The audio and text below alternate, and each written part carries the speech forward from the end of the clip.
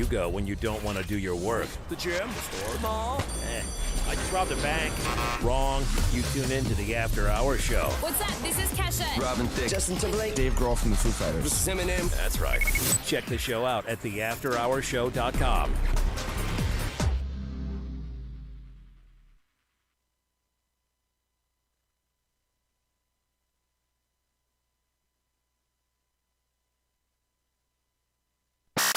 You've heard the After Hours Show on the radio. I love it. Awesome! Fun. Now, for the first time, you can see what goes on inside the studio. This might be a bad idea. We're bringing the After Hours Show to YouTube, and we want you to be a part of the movement.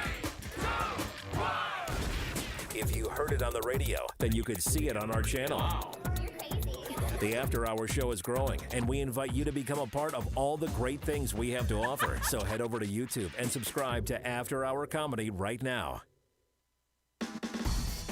The After Hours Show is an FM studio production and is intended for a mature audience. That being said, sit back and strap your asses in, because it is time for the After Hours Show. Oh, say, can you see by the dawn's early light what so proudly we hailed at the twilight's last gleaming, and I will always love you.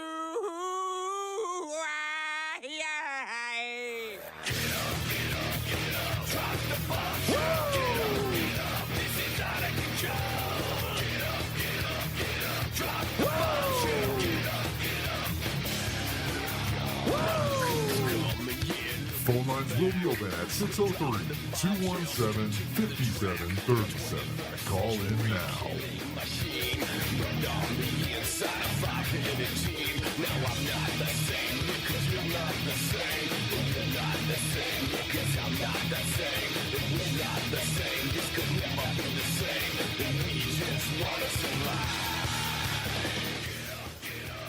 All right, ladies and gentlemen, welcome to the After Hours Show. Mark Hamill here from After Hour Comedy, also from Declassified. And tonight, we are going to give you a sneak peek. Really, we're going to leak an entire episode so you can see what's been going on the VIP membership side of things. We're going to basically go into the most recent episode of Declassified.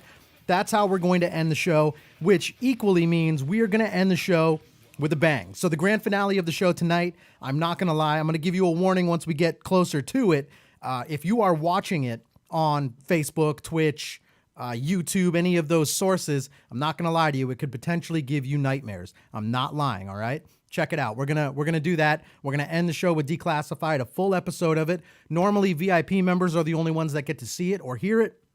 Tonight, it's everyone. And then if you like it, you can go and you can subscribe. It's $4.99 a month, which is less than any meal at McDonald's. But check it out. And pretty much, we're going to go into other, I call them elegant insults. Insults of the past that maybe we should bring back because they're words that people don't use anymore. And then we're also going to be talking about the news. We've got viral videos. We've got a lot of stuff that we're going to roll into and we're going to get to. Now, let's kind of kick it off. I was kind of blown away, and I'm just going to share this story because I had never really, I guess I had gone my entire life and I did not know okay, so I'm talking about the Skittles candy is what I'm about to get into. So Skittles, that kind of hard candy. I guess I had never had a fresh bag of Skittles in my entire life. Like, I'm not lying to you. I always thought, and this happened like 2 days ago, I stopped, I was driving, it was like a 5.5 hour trip, whatever. So I stopped and, I wanted to just stretch my legs, stand up. I had to get some gas. Figured while I wait for the gas and walk around for a minute, I got some Skittles. Okay, not really too crazy. But I poured some Skittles into my hand and then I ate the Skittles and they were not like rock hard like I was used to. Like, I'm not used to like completely biting into rocks or stones, but they're definitely hard. They you got to bite down on them. These were like, it had to have been a fresh bag of Skittles or something because it was a little bit more than a gummy. Like there was a shell to it, but it was soft and it was good. Best bag of Skittles I've ever had. Crazy. I don't know why that was such a big deal to me other than the fact that I'm like, Okay, if that bag of Skittles was so good, does that mean that my entire life I've been eating stale Skittles from gas stations and stores and all of that place, like everywhere that I go? Probably. Now, in news, let's take a look at afterhourcomedy.com. We're going to go check it out. And at afterhourcomedy.com, they are talking, and this has popped up 2 or 3 times, so I don't know. I'm kind of curious if any of our listeners, radio, YouTube, Twitch, whatever, Facebook, have you seen any murder hornets? So I remember maybe a year or 2 ago before COVID, murder hornets was like the big thing, right? They were coming over. They can kill you. Like they're bees that are really big. And if you get stung by them, it's like a piranha, right? One's probably not going to kill you, but if you run into a hive of them, they could potentially kill you. Now, when we talk about those, here's a news video. Apparently they're back and they're kind of popping up more and more frequently. So let's take a look. The hits just keep on coming for Asian giant hornets. The Washington State Department of Agriculture has found a 3rd nest since the species, dubbed the murder hornet, was detected in the U.S. last year. This nest was found in the same area as the other 2, the northwest part of the state near the Canadian border. Officials with the WSDA once again suited up and went in. They report that this nest had 10 combs and lots of worker hornets, but they didn't find any virgin queens or males, meaning that this nest likely didn't produce any new nests. But there could be more nests out there, and the agency says it will need help from the public locating them. So pretty much the agency, I hope we're not paying them to do this, because if their job is to find these murder hornets and they're not even looking, right? Okay. So I don't know. I haven't seen any, but honestly, I'm kind of curious. Like, I don't know if I'd be able to identify a murder hornet, and I don't know if I'd really be scared of it. I'm not a big fan of bees, but I guess if it's a really big bee, I would recognize it. The last successful eradication was in August after officials found a hornet and attached a tracking device to it, leading them back to its home. Wait, hold on. Okay, so they caught a hornet and like they okay. All right, I'm getting it. So they attached something to its back or its leg and then they found the nest. They found the largest nest so far. The hornets did not want to be disturbed and tried attacking WSDA officials, who were fortunately protected by their gear. The agency was able to find and get rid of the nests because of people in the community who sent in photos of hornets near their homes. I like how in the background of the video they also have like this horror music. Horror, Horror. I don't know why I can't say that word. I've never been able to say that word. It always sounds like something else. But yeah, they're making this like very, very grim and very serious. The Asian giant hornet is a threat to the bee population, which is vital to our agriculture and food supply. Okay, that's true. The WSDA. I'll give them that one. That is true, because I don't think a lot of people really know that, but bees are very important to us.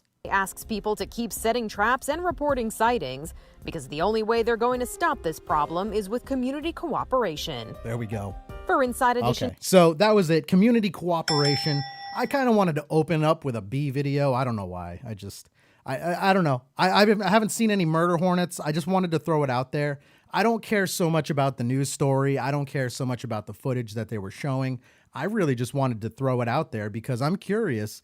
Any of our listeners on any of the platforms that we're on right now, whether you're listening live or you're listening back in your car, have you seen one? Let me know. So type it in the comments, send us a picture, whatever you want to do on whatever platform you're on. Now, we're going to dive into something, and I'm doing it right from the beginning, could potentially get us booted, but I don't really care. Here it is. This is a doctor, and I'm sure they're going to tell us where because I'm sure he's proud of it, but this is a doctor that is refusing patients unless they are vaccinated. Now, when you listen to his reason, this guy is a complete idiot, and we're going to get into this. A doctor in Arizona says he's only accepting new patients who are vaccinated, and that's a comfort to the people he treats. Just peace of mind and knowing that the place doesn't have COVID before. Okay, now I got to pause right there because that might be the dumbest thing I've ever heard. Now, we've talked about this, and I got to be very careful how I choose my words because we're on Facebook, and they love to ban you just for saying that one C word. And it's what that dude just said, and I'm going to go back and play it again. Listen to it. And hopefully all of our listeners can identify what the problem with what he just said was. All right. Now they're talking about only letting people that are V-nated into the doctor's office, and so those patients are all V-nated. And any new listeners, we have to, it's odd. We can say any swear in the world, but we can't talk about the V word or the C word. Kind of knowing that the place doesn't have COVID before. Okay, so that right there is the dumbest thing I've ever heard, because even if you are V-nated, okay, V-nated, that does not mean that you can't get the C word, right? So it actually, in my mind, that doctor's office is like the scariest. I wouldn't even walk in there. Because here's the problem, and this has come up in a couple different events in my personal life, which I really had to bite my tongue because I didn't agree on how stupid the foundation of the point is. So if you have if you're V-nated, I'm kind of getting confused with all these kind of terms and whatever. So if you're V-nated, it doesn't mean that you can't get the C word. It just means that you're not going to show symptoms. Now, I was talking to someone about this, and they actually had a very good point. Probably the only person talking about it from the other side that actually made me step back and go, you know what? That's actually a really good point. I never thought of it like that. So I do think for the people out there, now I'm not bashing you. If you did go out there and get pricked by whoever, that's fine. That's totally up to you. But realize that just because you have that, it doesn't mean you can't get the C word. It just means you're not going to show symptoms. So back to this doctor's office, the fact that they're only letting people in that got V-nated means that they're probably not doing any kind of testing before people come in there. They're probably nonchalantly touching everything. They're probably, they're not distancing themselves, which makes them dangerous because someone could have it and they're not showing symptoms, right? Okay, that's my only point. I'm not saying that the V word is bad or anyone who went and got V-nated is bad or they're one side or the other, because there are good things. And I'm going to say something nice about it because I feel like if I'm going to argue one side, I should also say something nice about the other side. Now, I do think the benefit of anyone who did go out and get the V word is if they do contract the C word, this is like, I feel like I'm talking in Morse code. It's kind of weird. But if you do get the C word and you have the V word, you're more likely to go through that and heal from it without losing your life, right? Whereas we've seen some people, and I know in my own personal life, there has been times where I've heard of people just recently getting the C word, which I can't say on Facebook or social media, and unfortunately, they've lost a family member, someone else has gotten sick, and they've almost died from it, right? Like, so when you get it, it's really bad. So I'm just saying, if you get the V word or you're V-nated, that's fine. And if you ever do get the C word, realize, one, you can still get it and you can still spread it. Two, just realize you're probably going to have an easier time going through it than like when I did, and I missed the show for a whole month because I was sick, and I'm just now getting rid of like all the mucus and phlegm that's in here. Like, I'm still spitting it up. I'm to a point now where I can talk and not cough every 2 seconds. So that's all I'm saying. So with this, the problem is, one, this is a really dangerous thing to do.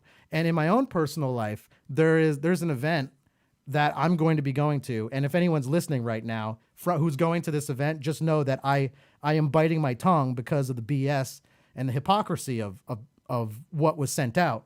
It was something along the lines, and I deleted the email. I got it twice, but I deleted it. And it was saying, so you're only allowed to go to the event if you are vaccinated or if you pass I said the V word. So if you're V-nated or if you pass a C word test 24 hours before the event, which is fine. I have no problem with that. That's not my quarrel. And my only point is, technically they should make everyone take the C word test, because even the people that are V-nated could still carry it, right? But here's the dangerous part, is now you're letting those people into the event without even taking a test. So now you're putting me in danger, which I know I'm good and I don't have the V word, but they have the V word, so they didn't take a test, but they might actually have the C word. That's all I'm saying. Now, the scary part with this news video is this doctor is basically saying, oh, you don't have the V, you're not V-nated or whatever, then you can't come to this doctor's office. So here's the bigger scheme thing, right? So they are literally refusing service. But let's go back a couple years. Everyone right now thinks that they have some kind of symptom. Everyone's like, oh, I have this and this, and I need this kind of medication. I need this and this. I need this kind of medication. Literally everyone thinks that they have some kind of illness, some kind of mental whatever. And they don't. It's just because the media and everyone's been telling you you do, so you can get hopped up on whatever they want to sell you. And then now you get to a point where you're dependent on it and they're refusing service, right? That's the scary part. Now, the story continues.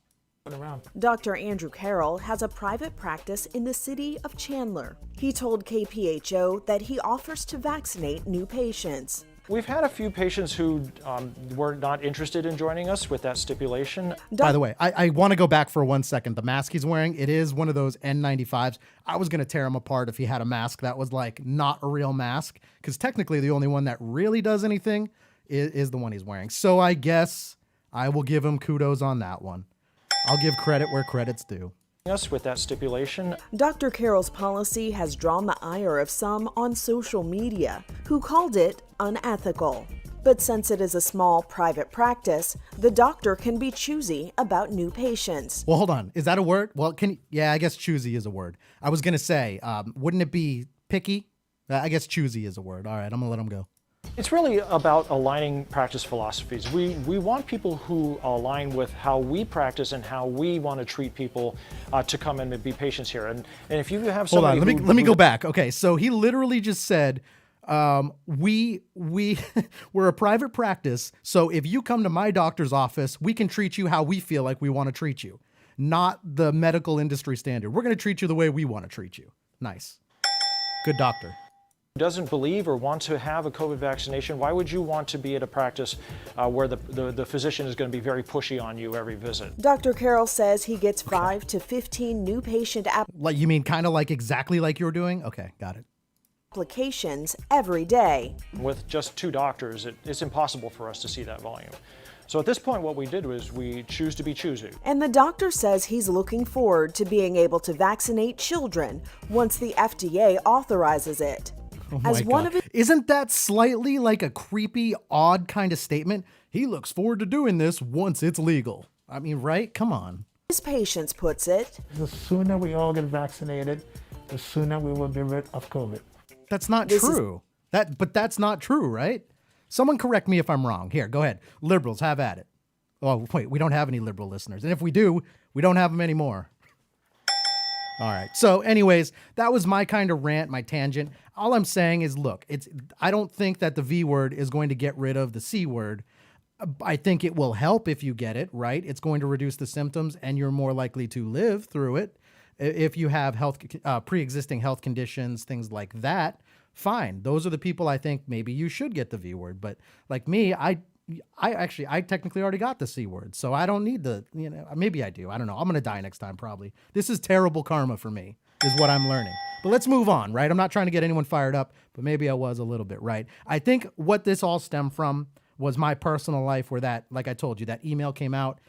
It's been building up inside of me for about a week and a half now, so I think this is the platform that I chose to vent at. And instead of saying whatever. Okay. Anyways, on to the next. So here it is. Let's move to one that's a little bit more funny. This is a guy who smashes a bathroom, I assume, and I didn't really kind of vet this one. I assume this guy smashes a bathroom because he didn't get paid in full. He's a subcontractor or a contractor working on a bathroom.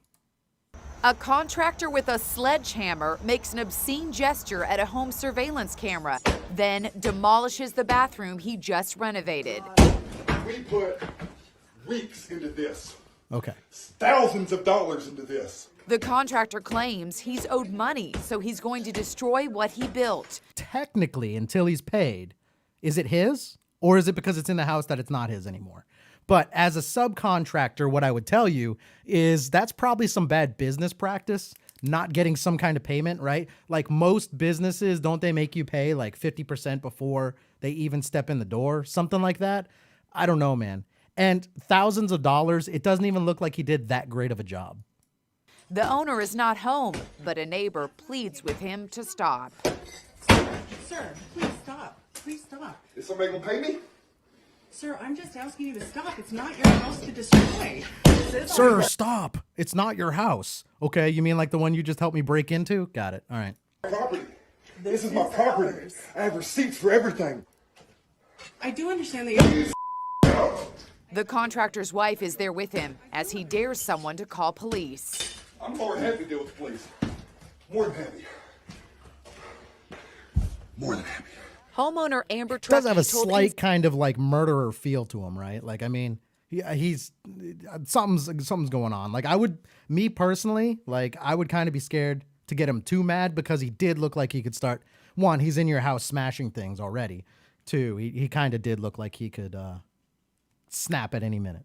Inside Edition, she was horrified when she came home and saw her newly renovated bathroom destroyed. It's just really hard as a single woman to watch a video of an angry man in your house violently in a rage, destroying your property and screaming. She says she had already paid the contractor in Colorado Springs more than $3,000 of the $7,500 bill. Okay, that's not even half though. So like, as a customer, you got to realize, okay, I didn't pay this guy. But as a contractor, right? Like, I mean, smashing it, I understand you're mad, but here's the thing. Customer didn't pay you, right? So you're out that money until you get paid. Now you're going and you're smashing all the stuff, which once it's smashed, you're definitely not getting paid for it.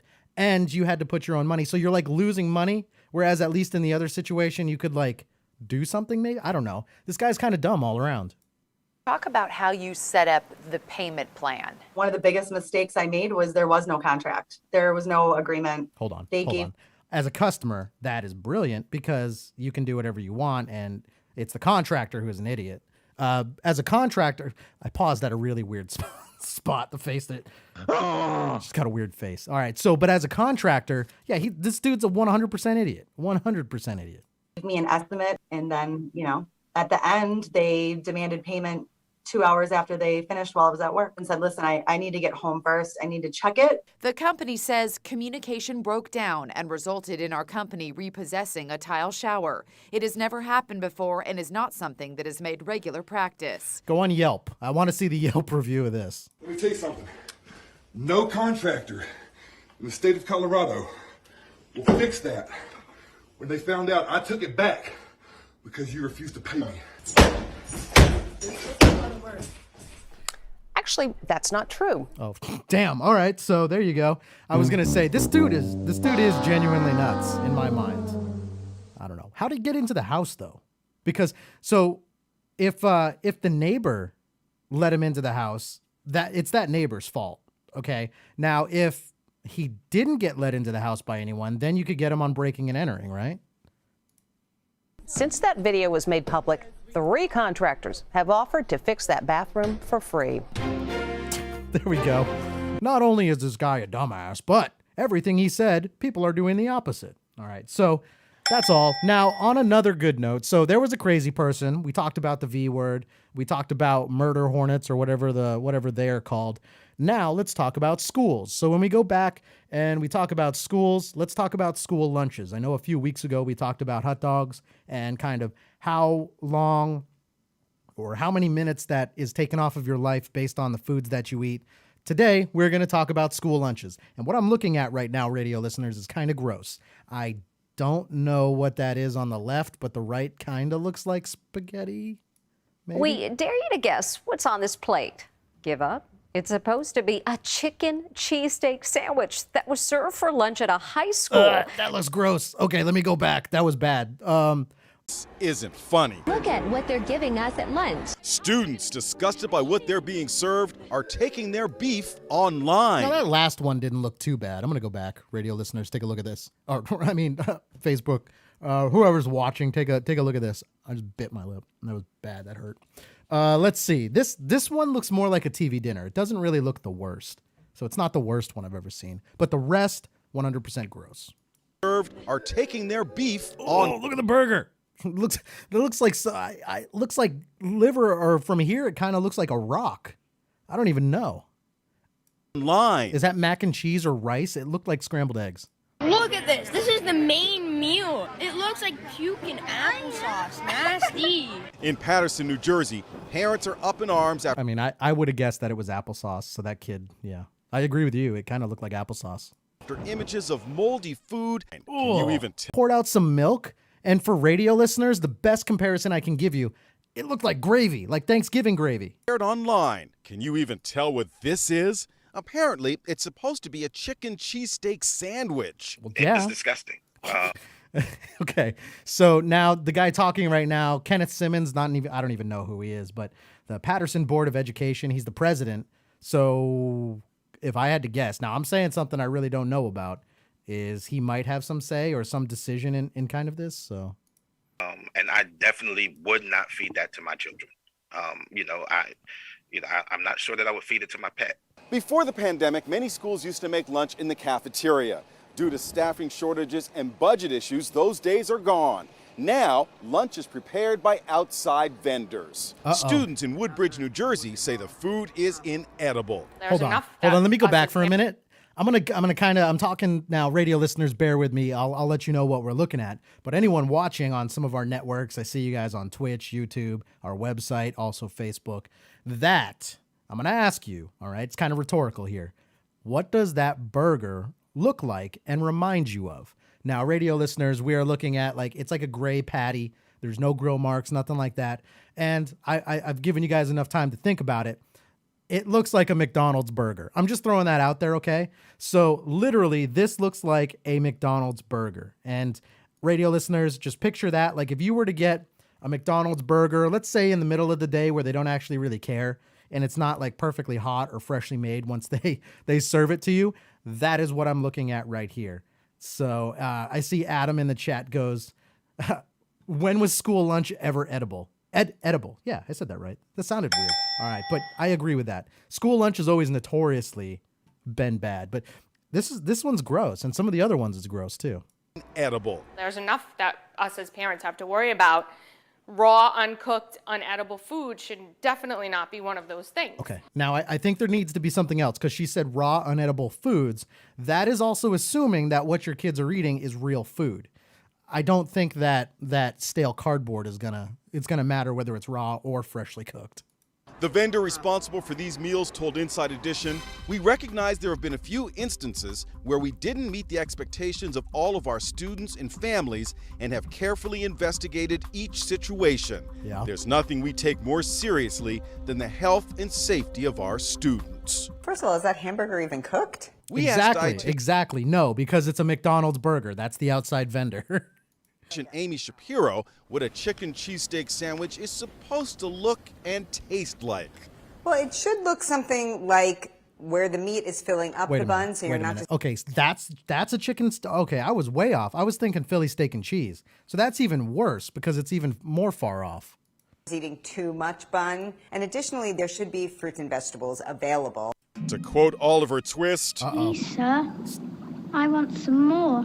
But in this case, it's more like, please, sir, I don't want any more. That's suspicious. Oh, my God.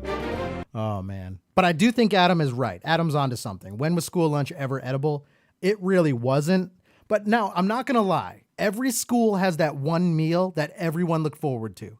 Usually it's like chicken nuggets or something like that. But for the most part, it's like bad lunch for like 3 out of the 4 weeks. And then 1 week you actually get some like good stuff. But yeah, for the most part, it's kind of like that. Now, the next news video that we're going to talk about is a cop saving a little girl. This has kind of always blown my mind, right? I guess I don't physically understand it. Like people that get their head stuck in railings because they can fit their head in between the railing, but they can't fit their head out. And I don't fully understand it. Maybe it's because of the shape of the head, like, I don't know, like a fishing hook or like whatever. But I just don't understand how one shape like can stay the same, fit between a space, and then not fit back out of a space. I've never fully understood it. I'm sure this is just me being stupid. But it's kind of like a phenomena that has always blown my mind. So this little girl, now don't get me wrong, I'm not saying the girl did this on purpose or she deserves this. I'm just saying in general, how one shape can fit into a spot and not fit out. I don't know. But anyways, this girl fits her head in between these two bars and the cops have to show up to get her out. You got it. You got it. Yeah! Freedom. There were tense moments for this little girl who got her head stuck in the railing at her apartment complex. Police in Boulder, Colorado say the adorable... Radio listeners, one thing that you need to realize. So this little girl is in a very awkward position. She got her head stuck in a railing. Now, that is kind of the core element of what we're talking about. But she not only got her head stuck in a railing, she's in a very awkward position as in she's on like a balcony. Her feet are underneath the little gap of the railing, so she's sitting down, feet hanging off the deck, kind of just drinking her juice. It looks like she was hanging out, and the bars are like touching her chest and kind of the front of her body. So she's sitting there, probably had her hands up on the bars, looking through, and then put her head through, and that's when she got stuck. So in the position that she's stuck, she's sitting and her head's stuck. So she's not really in a dangerous or anything like that position at the moment, but her head's stuck, right? So they got to get it out. Toddler was just enjoying the view, but suddenly couldn't move. We're gonna see if we can't get these bars just to move just a little bit, okay? Cops surprisingly showed up with a battering ram, but they found a unique use for it, prying the bars open just enough for the child to slip out. All right, Lenny, can you move your head up just a little bit? Which, by the way, I think on the cop side, that's fine. You just need something for leverage. So I like how they're a battering ram. Oh my God. But that was just something that was the right shape, right? Maybe they didn't have a crowbar, or maybe they thought that was bigger and not sharp, so it was better around a kid. But who cares that it was a battering ram? Upwards, a little more, up and out. There you go. There you go. Backwards. You got it. You got it. Yeah. Woo! It was a big relief for her and her mother. While upset, the girl was in otherwise good condition. Do you feel sick? No. You're doing okay? Yeah. I think she's doing so. She got a police sticker for her bravery, and the cops went on their way, hoping the child learned her lesson. What? Cops give out stickers? Hold on. The next time I get pulled over, I am going to ask the cop for a sticker before they leave. Unless they give me a ticket, then I'm going to flip them off as they're walking away. But if they just give me a warning or something, I am going to ask for a sticker. I need one of these cop stickers. And I just think it would be funny. Hey, wait, before you go, can I get one of them cop stickers? Welcome. For Inside Edition Digital, I'm Mara all Musk. right, so that's kind of that. If there's any cops listening, I'm not going to flip you off when you walk away. But if so, the next news video that we're going to talk about, if we have one, this is a story we've been following. All right, and a lot of people know about this. A lot of people have opinions on this. This is that girl that was missing. We talked about it last week. Well, there's kind of one follow-up. No, there's two.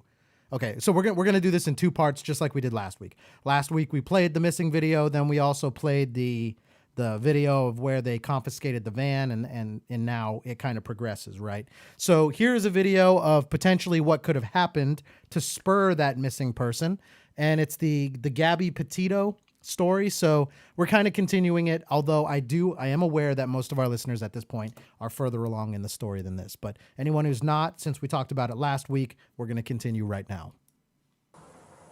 It's Gabby Petito in tears on the day she and her fiance got into a nasty argument. We've been fighting all morning. The police body cam video is a poignant contrast to the beaming Gabby we've seen in videos shot during her cross-country road trip with Brian Laundrie. The just-released police video was taken August 12th. Cops pulled the couple's van over outside Arches National Park in Utah after a witness reported them arguing at a grocery store and called 911. What's your guys' names? Gabby. I'm Brian. Gabby, Brian, okay. What's going on? How come you're crying? I'm sorry, we've just been fighting this morning. I'm not gonna lie, like as a guy, if you get pulled over and your girl's crying and the cop comes up, like that would make me feel like the worst human being ever. Like I don't even know how to explain it. That's like a terrible thing. Some personal issues. The officer asked Gabby to step out and she explains what's going on. And I just quit my job to travel across the country, and I'm trying to start a blog. I just have a blog and stuff, so I've been building my website, so I've just been really stressed. Then Laundrie is questioned. Tell me what's going on. She just gets worked up sometimes. Gabby told police as a guy, that is the worst. So he literally just pinned it on, yeah, she's emotional, she's a drama queen. He literally, she gets worked up sometimes. I hate that dude. We hated him last week, but that's the first time I've heard him talk. OCD. She said she was afraid Laundrie was going to drive off and leave her stranded at the grocery store. She apparently scratched him during the back and forth scuffle. You want to tell me about those scratches on your face? She had her cell phone in her hand. That's why I was pushing her away. On the day they were pulled over, Gabby and her He literally fiancé just said that he had pushed her to a cop. Again, not very smart. been living in their small van for about 4 months. crossing the USA, visiting national parks for her travel blog. Now, they told police they were still in love, but after all that time together, the tension had been building until it erupted in tears and shoving. Gabby, still distraught, says being pulled over by the cops added to the stress. I just saw the lights come on, and it was more just like, you're an idiot. One officer takes photos of laundry scratches. I'm not going to pursue anything. She's my fiance. I love her. Then an officer asks Gabby this question. When you slapped him those times, were you attempting to cause him physical pain or physical impairment? Was that what you were attempting to do to him? What were you? I was trying to get him to stop telling me to come in. Gabby sobs as the cop tells her that he's I'm not made. gonna lie. I hope I'm not the only person with this kind of platform to say this. She seems like she's kind of got issues. Now, I don't think that what happened to her was right in any way, and I would never wish that on anyone. But she there's something not right. Decision whether to charge her or not. You're 22, right? So I'm choosing not to cite you today. Laundry was not charged either, but at the cop's insistence, he and Gabby spent the night apart to cool down. Officers gave him a ride to a local hotel. Honestly, okay, so on the cops' part in that scenario, I think that's a great solution. Like, that's like old school good police stuff right there, right? Like, we're not going to give you a ticket, but here's what we're going to do. You got to spend some time. Like, I mean, okay, I like that. All right, I like that. I just don't usually drive the van, so I just want to make sure it's not like far. It was obviously very upsetting to us to see her that emotional. In Northport, Florida, where Brian Laundrie lives, Gabby's father joined the FBI and local police in updating the nation on the search for Gabby. Whatever you can do to make sure my daughter comes home, I'm asking for that help. There's nothing else that matters to me now. And on Long Island, a lawyer representing Gabby's family read a heartfelt letter being sent to Brian Laundrie's parents. Our lives are falling apart. We believe you know the location of where Brian left Gabby. Okay. Now, I think we're all on the same page now. When we first heard this story, we all said the same thing as well. This dude definitely did it. We beg you to tell us. So that kind of goes, and now we're going to do a follow-up. Let's see. This is, where is it? This is the most, well, it's not the most recent. There's some other things. This is the most recent one that I found to be kind of viable, because after this, then it started backtracking on the timeline, and it started, now it's like he said, she said, all kinds of stuff from witnesses and this. So it's starting to the media is starting to do what the media does, and it's starting to grow legs, and it's the telephone game at this point. But this is the kind of the wrap up, and probably the last we're going to talk about this, unless something crazy comes out with like the coroner's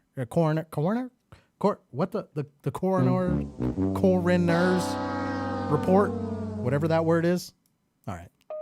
Authorities believe they may have found the body of Gabrielle Petito, the van life blogger who has been missing for over a week. Full forensic identification has not been completed to confirm 100% that we found Gabby, but her family has been notified of this discovery.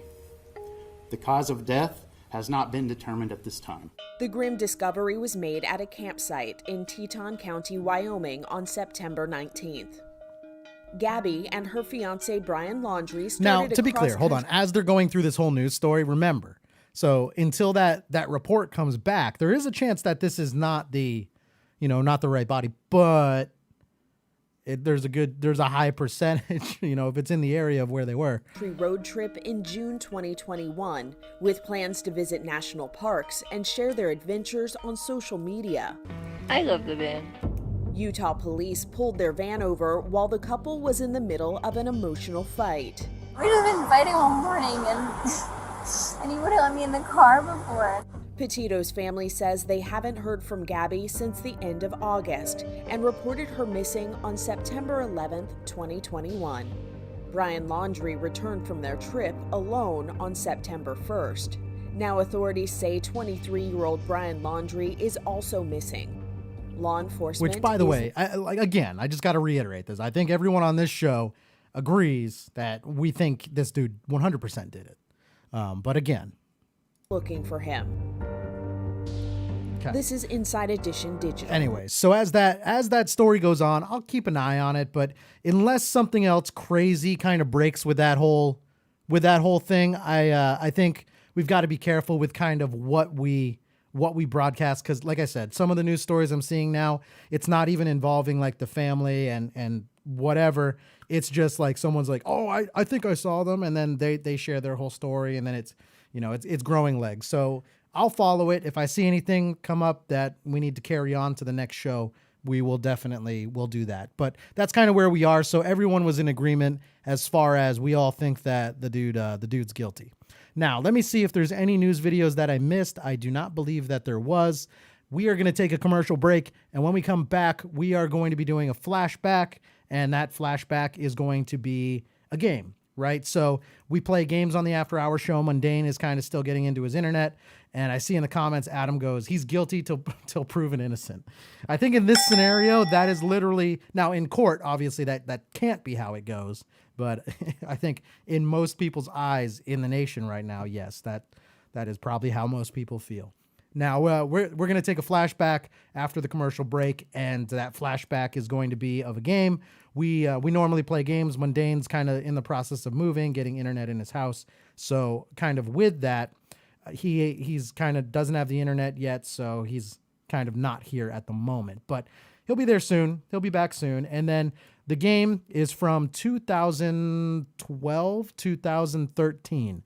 So you're going to hear a real difference in audio, but it is cool to go back and listen to the show, you know, back before we were big and back before people kind of knew who we were and we had sponsors and all of this stuff. So we're going to do that after the commercial break. So everyone stay tuned. And then we're going to end the show with a full episode of Declassified. So what that means for people is Declassified is normally a show that only VIP members get, but I'm going to give you guys a full episode tonight, and the ending of tonight's show, I'm going to warn you guys, will give you nightmares. I promise you. It will give you nightmares. Just get ready for it. That's how we're going to end the show tonight. We'll be right back. This is the After Hours Show. The After Hours Show is heard all around the world, whether they like it or not.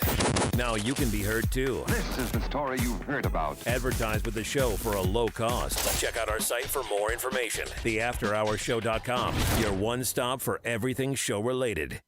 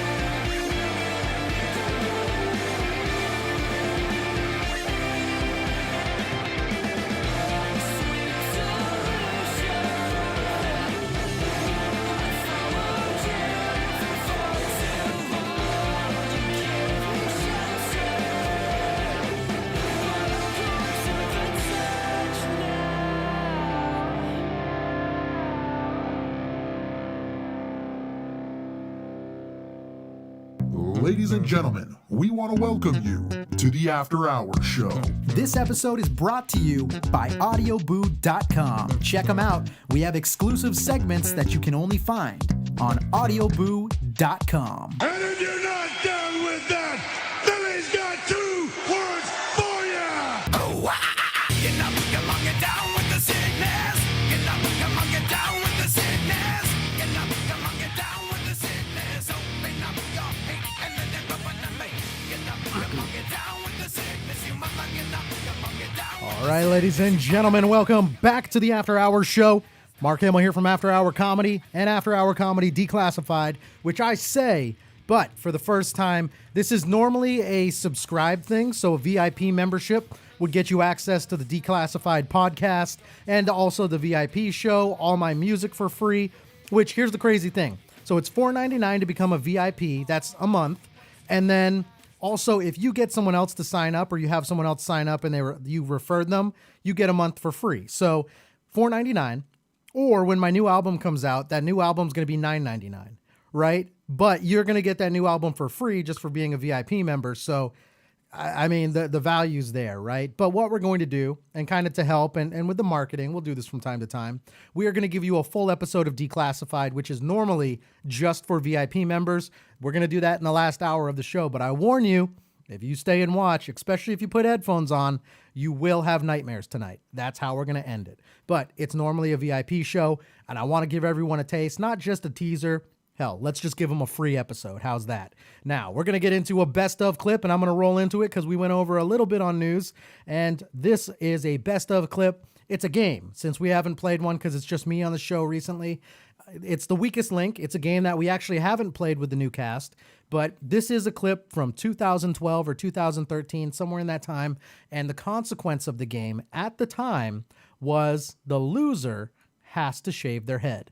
Now, that was the consequence, like genuinely shave their head. We did this for kids with cancer, but this is the way we decided, okay? So we got donations throughout the month, and then we're like, all right, we'll play a game, and we all grew out our hair in that time too, and we said the loser has to shave their head. Ladies and gentlemen, here it is.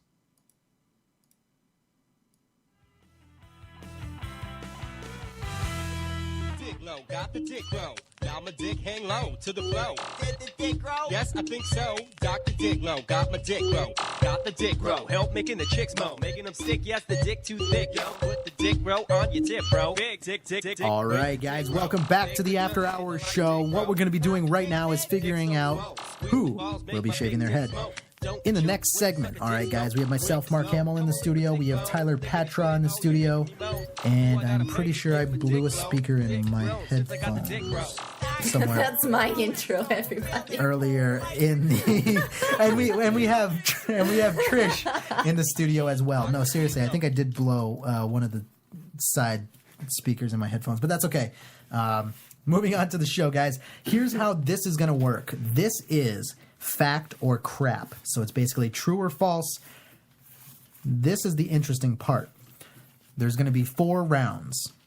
So we have 4 rounds, and we're going to start with Trish. Now, Trish can pick. We all have a pile of cards here that has 3 questions on them, and they have the answers and stuff. So when we're going to start with Trish, you get to pick who you want to be reading the answers to you. And you have 2 minutes to get as many right answers as possible. Oh my gosh. You can't skip, and you can't pass. Okay. You can only answer with fact or crap. And then Tyler will have to read you the question and then the answer once you ask. But 2 minutes, and then that's it. That's the end of the round. We're going to do it. We'll do it. I want to say we'll start with a couple times, and then if we have enough cards left over, we will go to...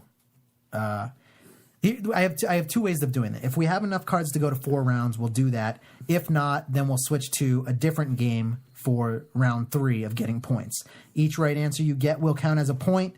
Basically, whoever has the least amount of points at the end will have to shave their head. So, Trish, you're up first. Who do you want to be reading you? Why am I up first? We start with seat 3. Oh, I guess I want Mark to read me my questions. Okay. All right, so you want me to be reading you the questions? Yeah. Now remember, Trish, these are either true or false. So you have 2 minutes to do it, and we will start when you're ready. Are you get it? How it goes? You can't pass or next. Yeah. I just tell you if I think it's true or not, Yes. and then you write down if I get a point. Correct. And the interesting part about this is if Tyler gets fumbles on a word or something, it could affect you, essentially. What do you mean? Yeah. So, like, if you're reading the questions for me, and you get stuck on a word, you get what I'm saying. It could mess her up, yeah. Right. So, Trish, are you ready? Now, Maybe I'll have Tyler read it then. I'm not going to sabotage you. I'm not going to sabotage you like that. Mark's terrible at reading. You're in trouble. Oh, never mind. Tyler. Yeah, all right. So, Trish, are you ready to go? Yeah. Here we go. I'm just going to skip to where we have 2 minutes on the clock, and then we're going to get going. So, fact or crap, you can either say true or false or fact or crap. Whatever works for you. We're going to go now. Okay. All right, Trish. Gertrude Steen is best known for her work, Miss Dalloway. True. True? Unfortunately, that is crap. Okay, stop reading so slow. Move it on. Okay. A cat can jump 7 times its height. True. That one is fact, so you get that one right. Good job. We're going to give you a point on that. Here's the next one. A farrier is a person who specializes in the ship navigation. False. Correct. Well, it's crap. It's not. A farrier is someone who deals with horses. On to the next. The clavicle is a dangly flesh between your tonsils. False. All right, you got that one also right. The maple leaf on the Canadian flag has 3 leaves. Fact or crap? Crap. It is fact. I knew it. I don't know why. It's all those little pointy extra things. I got confused. Move on. All right. Krishna is a Hindu deity. Fact or crap? True. Correct. Fact. All right. Correct. It is fact. So you get a point on that. You're up to 5. Here we go. A bear's body temperature will rise during hibernation, keeping it alive. Fact or crap? Crap. It is crap, so you get a point on that. Willie Nelson's early music instruction came in the form of mail order lessons. Fact or crap? Fact. Unfortunately, it was... Yeah, move on. Okay, all right, so here we go. Here's the next one. Androgynist is a person who dislikes women. Fact or crap? An androgynist? True. Fact. It is crap. Moving on. Don't get a point on that one. Going on to Points. A barnacle is a crusty bacterium that grows like moss underwater. Fact or crap? Crap. Unfortunately, you're out of time on that one. Let's take a look at what you got.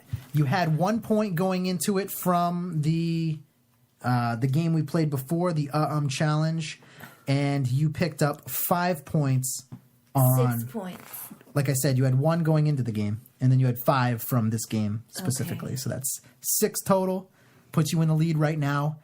Tyler, over to you. Who do you want? It really doesn't matter. All right, Trish, you read, because I got to man the sound effects over here. Okay, Tyler, I'll go fast for you. All right. You guys understand how it works, basically? I think so. All right, you can't skip. Here we go. You just got the easiest one. Hey, wait. We got to wait until the music starts.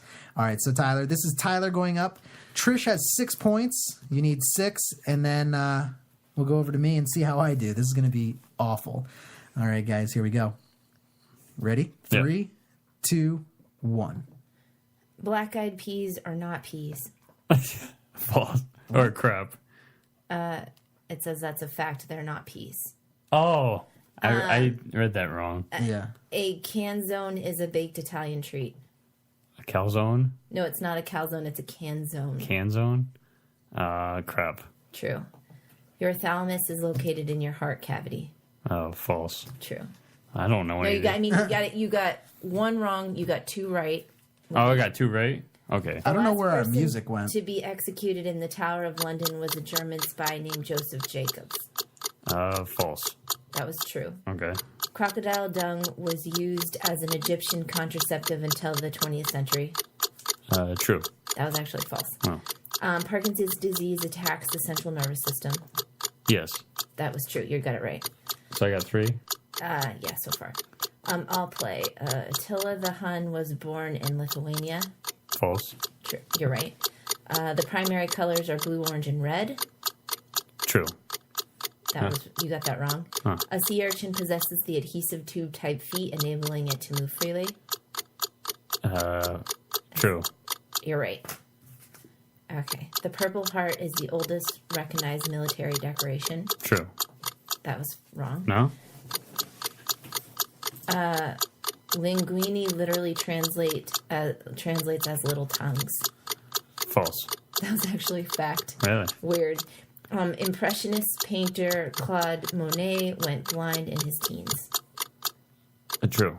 That was actually crap. These are hard. Type A blood is the most popular type worldwide. True. That's crap. The gorilla's gestation period is 13 months. They're what? A gorilla's gestation period is 13 months. Sure. Nope, that's crap. The Paleolithic era or Old Stone Age lasted over 1 million years. True. Yes. You guys still have about Plato time and for one more. Aristotle both appear in Raphael's painting The School of Athens. True. You're right. Magic Johnson was the first American celebrity to come forward as having AIDS. True. That was crap. Really? Brazil is the largest country in South America. All right, you guys are done. That's it for the time. Respect. Yeah, I thought Yeah. Brazil was a continent. Whatever. I suck. No, how much did I get right though? Did Mark? Yes. Okay. Oh, you got them? Yeah, you got it. I wasn't sure if you were writing them down or not. I didn't see you. I have to fix something real quick because I don't know where our sound went. One of our cords blew on this thing, so I gotta switch it real quick. But yeah, Tyler actually on that one, he got 5 points, or 4 points really, and then so he's in the lead as well. What we're gonna do is we are gonna take a quick commercial break so I can change this cord real quick. That just stopped working all of a sudden. That's weird. And we'll be right back, guys. And when we come back, we're going to finish the game. This is the After Hours Show. GF6.com. We are everything Xbox. Game forums, game reviews, cash prize tournaments, Madden leagues, podcasts, movie reviews, and more. You can buy games in our game market for 80% less than retail. You can sell your games in our market, get fair market value. List all your games for free. Create your own gamer profile. Post your videos and get your hands on exclusive GF6 gear like the Dirty Hoodie to show off your GF6 pride. Join the GF6 Nation today. Go to www.gfsix.com. GF6. Join the GF6 Nation. This is the After Hours Show. Call in anytime at 603-217-5737.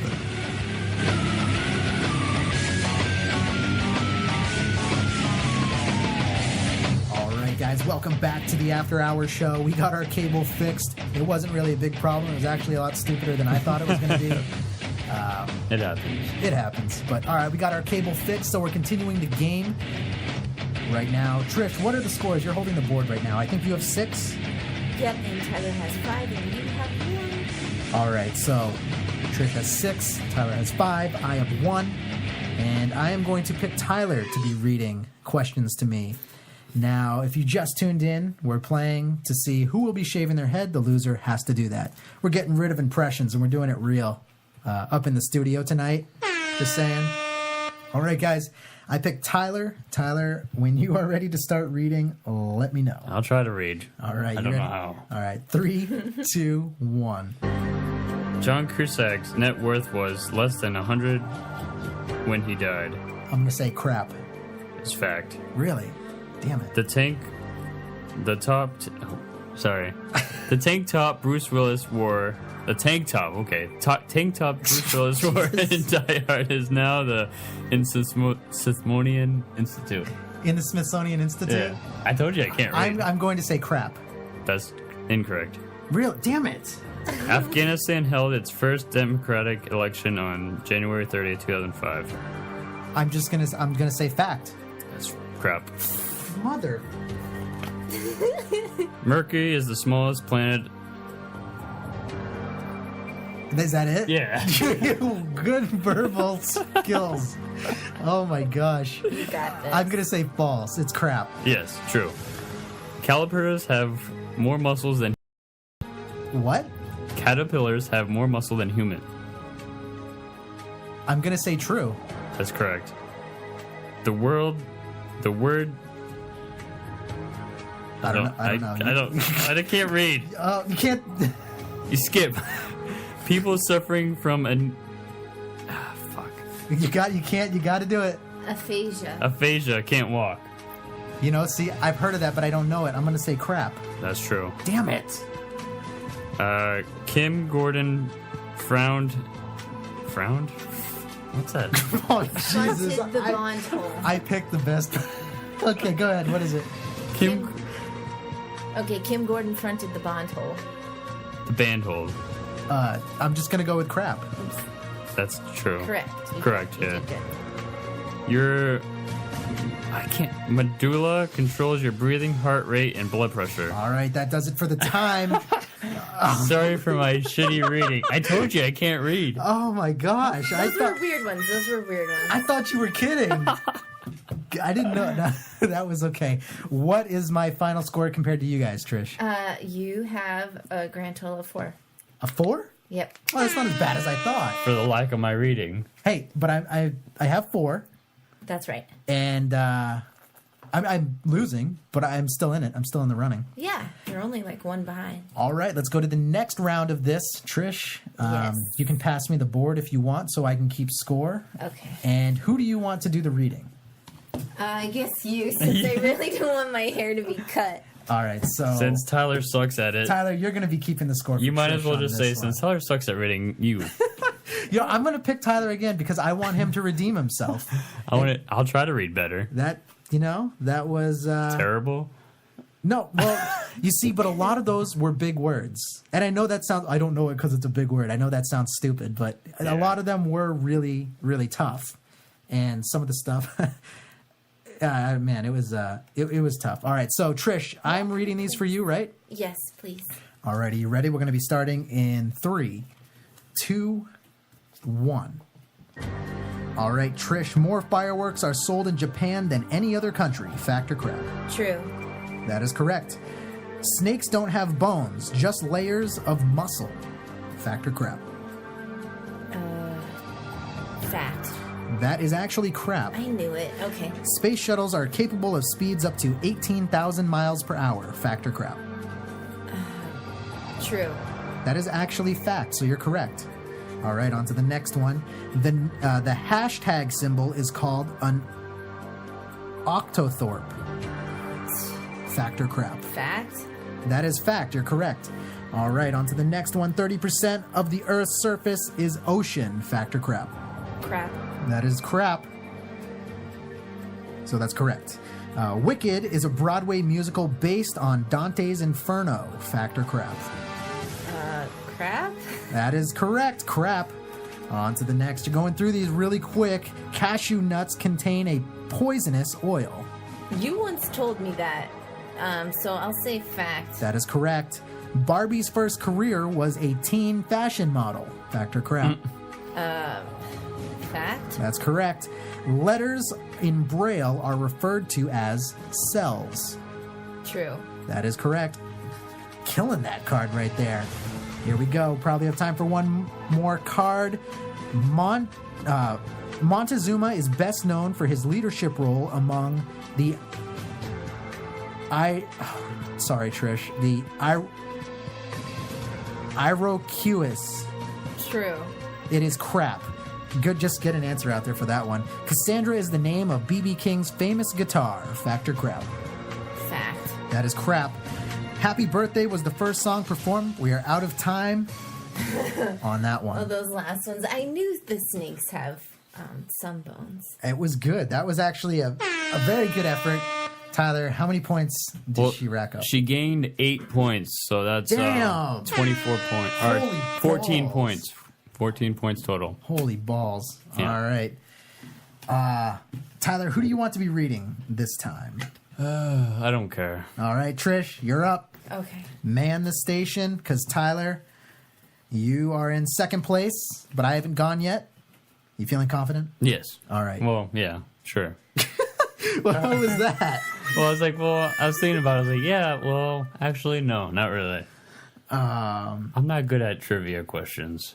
They're all stuff you don't Tyler, don't look at the chat. Don't look at the chat. I just looked at it. They're all making fun of your reading. I don't care. Yeah, They can make fun of me all I want. There we go. Yeah, we don't care.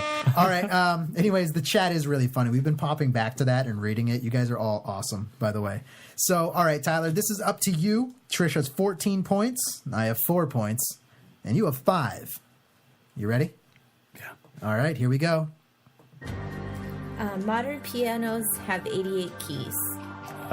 Fact. You're right. Ducks have no eyelids. Correct. Fact. That's false. Okay. The USSR boycotted the 1984 Olympic Games in LA. Fact. You're right. Spam, the canned meat, contains less than 1 gram of fat per serving. Fact. You're wrong. The white part of the egg is called the glare. Crap. That was actually fact. Huh. You share your birthday with over 9 million people worldwide. I'm just gonna say fact. Correct. Why not? Yeah. Ataxia is a medical condition affecting the body's movement. Fact. Correct. Sao Paulo is Brazil's largest city. Crap. That was actually a fact. Oh. Penguins can't jump. Fact. That was crap. Walt Disney had a dog named Pluto. Fact. Oh, no. Fuck. That was crap. You just switched real quick. So you're saying crap? Yeah. That's correct. Clay is what makes glossy paper glossy. Clay? Yeah. Fact. Oh, crap. It's actually fact. That's so weird. Are we giving it? Yeah, we'll give it to him. The word month and silver possesses no English language rhyme. I have no clue what you said. Okay, the crap. 2 words month and silver. He said it's crap. actually fact. Okay. The colossal squid attacked a surfer off the coast of Santa Cruz in 2006. Crap. True, you're right. Egypt was once ruled by a female pharaoh named Hatshepsut. That's it. True. Yep, Don't get that point. Hatshepsut. Hatshepsut. Let's see. All right, let's take a look. Tyler is now at 12 points total. So you grabbed 7 points that round. You did pretty well. I did all right. Better than I thought I would. Definitely. And especially, it seems like Trish got some big words on that one, too. Yeah. They're all that you had to read. Yeah. I got a big word that I got stuck on. Tyler did. I was and just so did stuck on that Trish, one too. where it was saying the words month and... A big word for me is that. Really? No, I'm just fucking with it. I was going to say, no way. Don't admit that. No, I'm just kidding. Can I read? I am terrible at reading, though. I'll admit that. Can I read you some of the comments without you getting mad? Yeah, I won't get mad. All right. These are some pretty funny comments coming in from the listeners. Yeah, go for it. Illiterate son of a bitch. True. Hooked on phonics, bub. I tried. It didn't work for me. Tyler can't read. He needs to go back to school. Hooked on phonics worked for me. It didn't. And then look at the way he spelled work for me. Or he spelled it, yeah. she spelled work for me. They spelled everything wrong. Yeah, but it was funny. We got it. And then look at, I don't know, someone said look at that. Anyways, those were all the funny ones. There was a bunch. That's all right. Someone said, yeah, I like the hooked on phonics. You got 2 of those. Hey, I'll admit, I suck at reading. But as long as you can laugh at yourself, Yeah, that's I all don't that care. matters. All right, so Tyler, are you ready to try to read? Oh yeah, we're doing it. We're doing it again, and Yeah. Tyler, you're gonna redeem yourself All right, here. you guys, bear with me here. Bear with Tyler. You know what? This is. I think we can do it. I think I can get a lot of points out of Tyler right now. All right, you ready? 3, 2, 1. Venereal disease gets its name from the Roman love goddess Venus. Crap. Incorrect. Damn it. Florence Nightingale, the pioneer of modern nursing, was born in Florence, Italy. I am gonna say true. That's correct. Yes. Toads are actually members of the reptile family, unlike frogs and salamanders. I've never even thought about that. True? That's crap. Ah, damn it. An algae is generally read at a bathtub. A bathtub. Say what? A algae? An elegy is usually Oh, a eulogy. Oh, eulogy. Okay. They need to spell it with a U, not an E. at a baptism. At a baptism. A eulogy is generally read at a baptism. I'm going to go with fact. That's crap.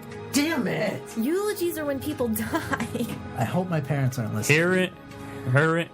Heron is a hero? No, heron. Heron. Heroin? Heron. Heron. Is a opiate. Oh, heroin is an opiate. I'm going to go with fact. Yes. That's true. Oh my goodness. Arachnophobia is a fear of spiders. Fact. Crap. What? Yeah. What? Oops. An average red blood cell survives 3 days. Fact. Crap. Damn it. I thought I was smarter than this. Mozart was a Freemason. Fact. Nope. Oh, yeah, that's correct. Yeah. Robert Wrightley created the first chewing gum in 1907. Fact. Crap. Damn it. Vampire bats prey mostly on humans. False. Yep. Crap. Yeah. That's crap. correct. Only 2 countries. Oh, we're done. Out of time on that. Oh, man. I did better on reading. You did better, but there was some that spider one? Yeah. The arachnophobia? Oh, I really thought that was true. So that means... Yeah, arachnophobia is a fear of spiders. That's incorrect. So that means that movie, Arachnophobia... is wrong. And that's where I learned it from, so... Yeah, I think we all thought that. Damn. All right, so how bad did I do, Trish? You didn't do that bad. You got 8. What are the total scores, if you don't mind? You have 8. Tyler has 12. I have 10. 14. I have 8. You have 8 total. Oh my god. You're only 4 behind. That's not looking good for me or my hair It's right still now. not bad. It's a pretty tight game all around. Oh, man, this is interesting. All right, Trish, we're going back over to you. Okay. This is probably the last round we're going to do. So these are the last chance to get points, and then after that, someone's going to be shaving their head. Yeah, these ones are good. Mark, you have 8. Tyler has 19, and I have 20. And then I guess if it really comes down to it, just grab these again. And Okay. we shuffled them, so I'll probably get one of the ones I wasn't really paying attention to. Because I'm not going to lie, I was paying attention to either the score or something else while we were doing this. So it'll be good. All right, so here we go. We're going to go down to me. This is the last round. Are you ready to go? Trish, you're going to be reading these ones to me this time. Okay. All right. We are going to go. Are you ready, Trish? I just want to make sure that you're all set to go. I am ready. All right, here we go. If you were a luthier, you'd know how to fix guitars. If I was a what? Luthier? Luthier? I'm going to go with crap. That was a fact. Damn. Jupiter's day lasts under 10 Earth hours. What? Jupiter's day lasts under 10 Earth hours. I'm going to go with crap. That's a fact. Damn. Vanilla comes from orchids. False. That's a fact. Wow, I'm an idiot. Vampire bats prey mostly on humans. No, that's a false. True. Oh, I think... You're what? right. You're right. Only 2 countries border 3 oceans. Hold on, say that again, because I think I can get this. Only 2 countries border 3 oceans. We already know that India does. I'm just going to go with crap. Wrong. Mercury lost its planet status in 2006 when it was downgraded to a dwarf planet instead. I'm going to go with crap. That was a fact. That was a hard one. Wow. The Colosseum in Rome predates England's Stonehenge. These are tough. These are hard. We like I'm going to go with fact. crap. Damn. Edgar Allan Poe lied about his That's age it. to That's enter the the time. US. Oh my gosh. That was a hard one. Th- Those, those were were- hard. Those are really blew. hard. Yeah, those were all tough. Oh my god. So you got 1 point out of that. So you got 9. Oh my 9 God, points. You'll never be pretty again. Shit. Someone's head's gonna be bald. I just sounded like Tigger right there. I did not think I was going to lose this. Yeah, those last questions were tough for you. Yeah. Oh man. I can't believe that just happened. It happened, man. Oh. Yeah, vanilla comes from orchids. That was I don't even hard know what. one. Yeah, I never knew that. Oh, man. Fixing guitar one was hard. Mercury. Well, the planets, like, I thought it was something else. I wasn't even sure what was going on, really. Only 2 countries border 3 oceans. I didn't know Mercury lost its status as a planet and I was thinking, downgraded I think, to a dwarf planet. I was thinking it was crap because I know Pluto lost its status. That's what I was thinking too. That's what I thought. I would have gotten that wrong. This one though, the Colosseum in Rome predates the Stonehenge. No, I didn't know that. that's crap. All right, well, let's get ready for the shaving. We'll be right back. This is the After Hours Show.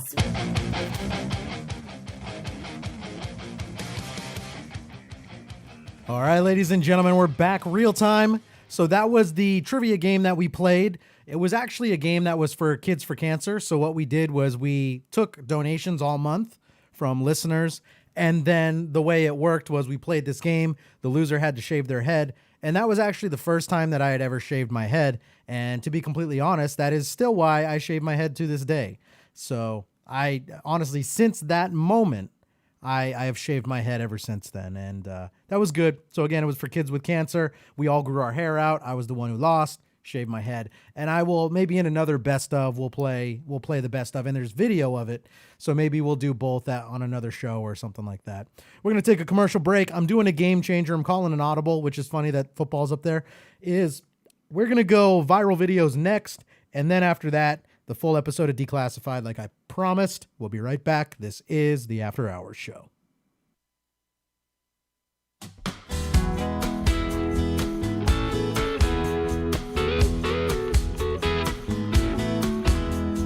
Hey there, mister. She didn't let you kiss her. Is that why you take it out on me? My words hurt your ego. It's not up to me, though, to fight the battle in your head. I've seen a million like you who can bear to be ignored by young, pretty girls' eyes. Like your anger is justified just 'cause you got denied, like you're some kind of god. But God's long gone, and so are the days where anyone needs to be saved. You think you know what you don't understand. You'll never understand. I wanna be like Theodore in the days of the Byzantine. The courage of a warrior, the respect of a king. Everyone's a victim when the pride is on the line, and you're nobody. You're just another guy.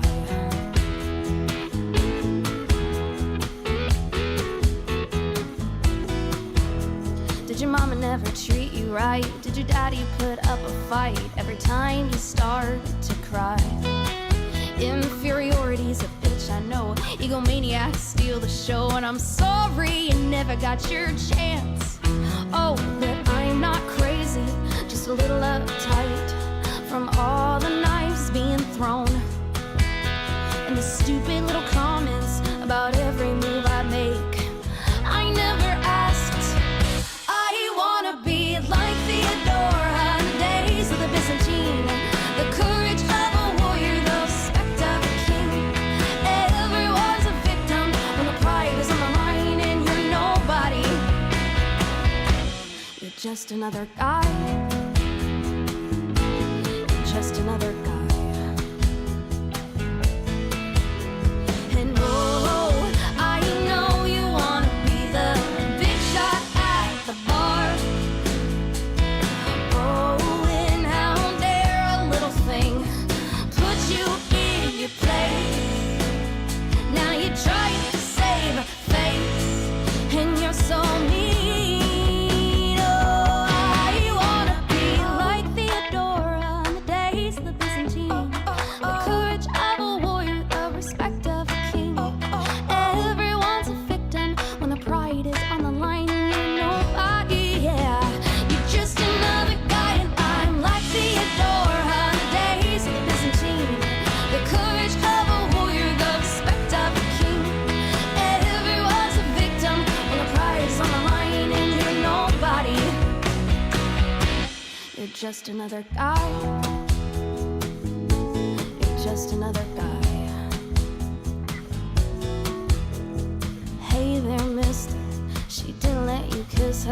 Is that why you take it out on me?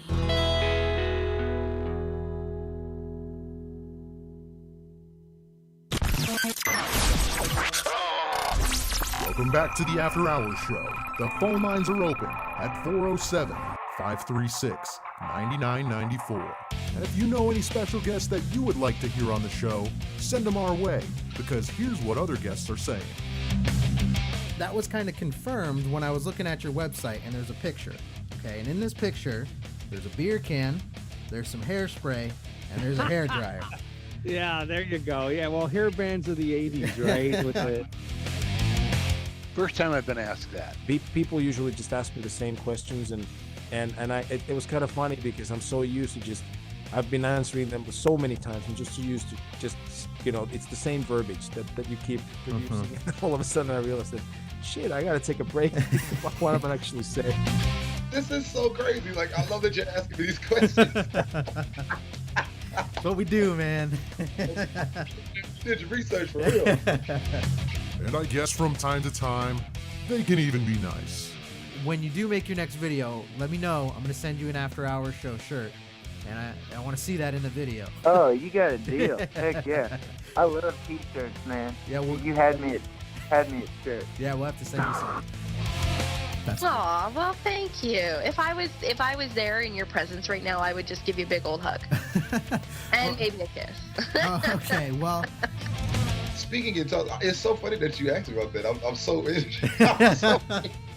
it's like, oh my God, I'm speaking in tongues. I can't believe it. Well, apparently you keep getting good reviews, so they keep coming back. And for all of our listeners, welcome back to the show. Well, good. I'm glad that we could kind of break that trend for you and make it a little bit interesting for you too. Yeah, this was a lot of fun. Awesome. Thank you so much for having me. This was a great interview. Well, I want to thank you for having me. I think you're so great. And you know what? I love meeting new people, and I love doing these interviews, and especially with cool people like you. So thanks so much for having me. There you go. See, now I owe you a hug. Aw, and a kiss, right? Sure, yeah.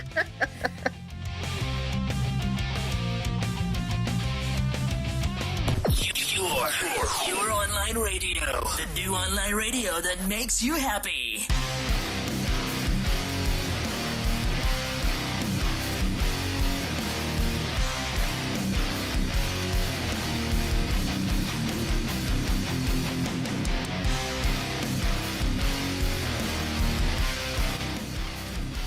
All right, lady. Time. If you're not a VIP member, we are going to be, I want to say, leaking a full episode. That's how we're going to end the show tonight.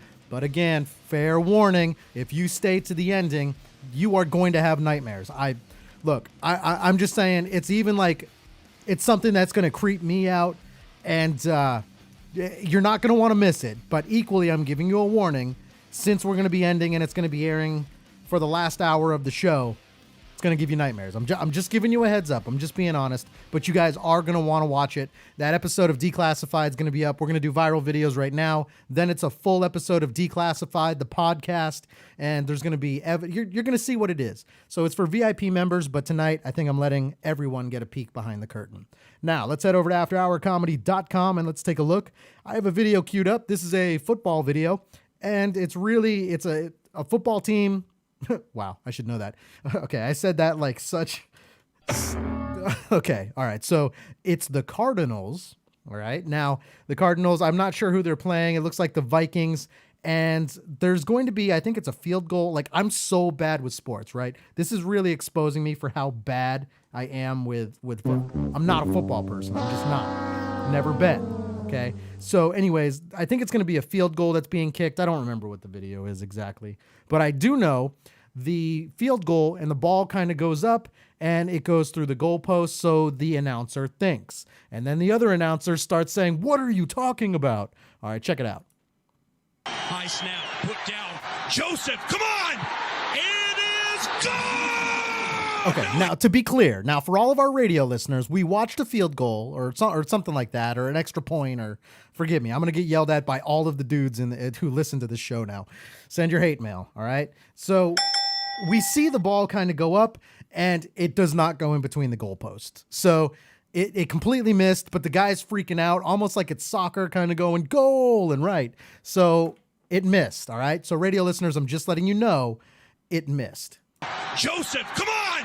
It is good! No, he missed it! Good. Are you kidding me? He missed it right. He missed it right. Oh, my heavens. So like he's still going, it's good. And then the other one's like, are you kidding me? He missed it. No, he missed it! Good. Are you kidding me? He missed it right. He missed it right. Oh, my heavens. Oh, my. He missed it right.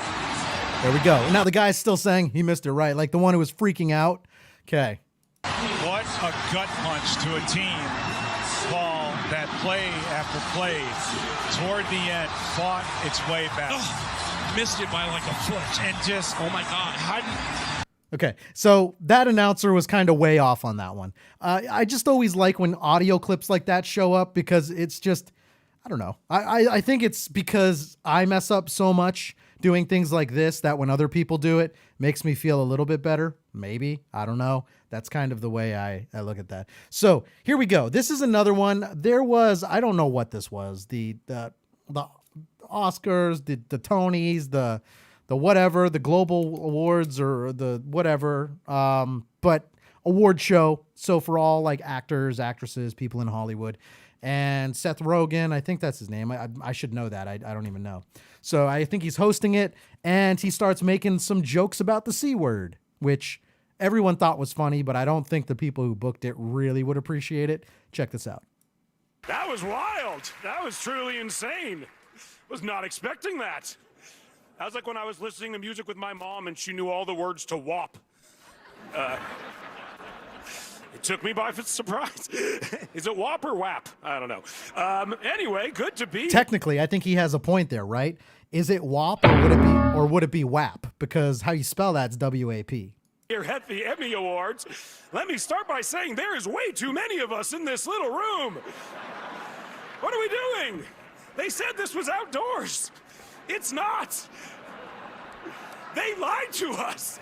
So right there, he's literally, he's kind of calling them out for it. Okay. Now, if you guys missed the beginning of the show, my rant, this is right in line with that. But I think he's kind of kidding, but I think there's a lot of seriousness behind him and what he's saying right now.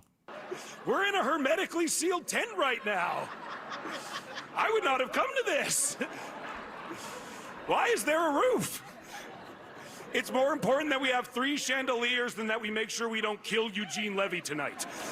So there we go. So, and now I don't know if there's any repercussions. I just find this somewhat amusing. So been decided. This is insane. I went from wiping my groceries to having Paul Bettany sneeze in my face. So that's a big week. Anyone's going to sneeze in my face, Paul. I want it to be you. Okay. So anyways, that was it. I don't know if anyone saw that on TV. That made me chuckle. And I think everyone in that room's kind of at some point thinking the same thing. Now, let's kind of go and let's talk about YouTube for a minute since it's viral videos. This next video I'm going to show you is a veteran. All right. I'm just going off of what I know from the video, but he claims to be a veteran. And I guess he has a YouTube channel or a TikTok or whatever the hell it is. And he was kind of being bullied's not the word because he's a grown man, right? So he had some trolls in the chat, and they were saying how he's, you know, not a veteran, blah blah blah blah blah.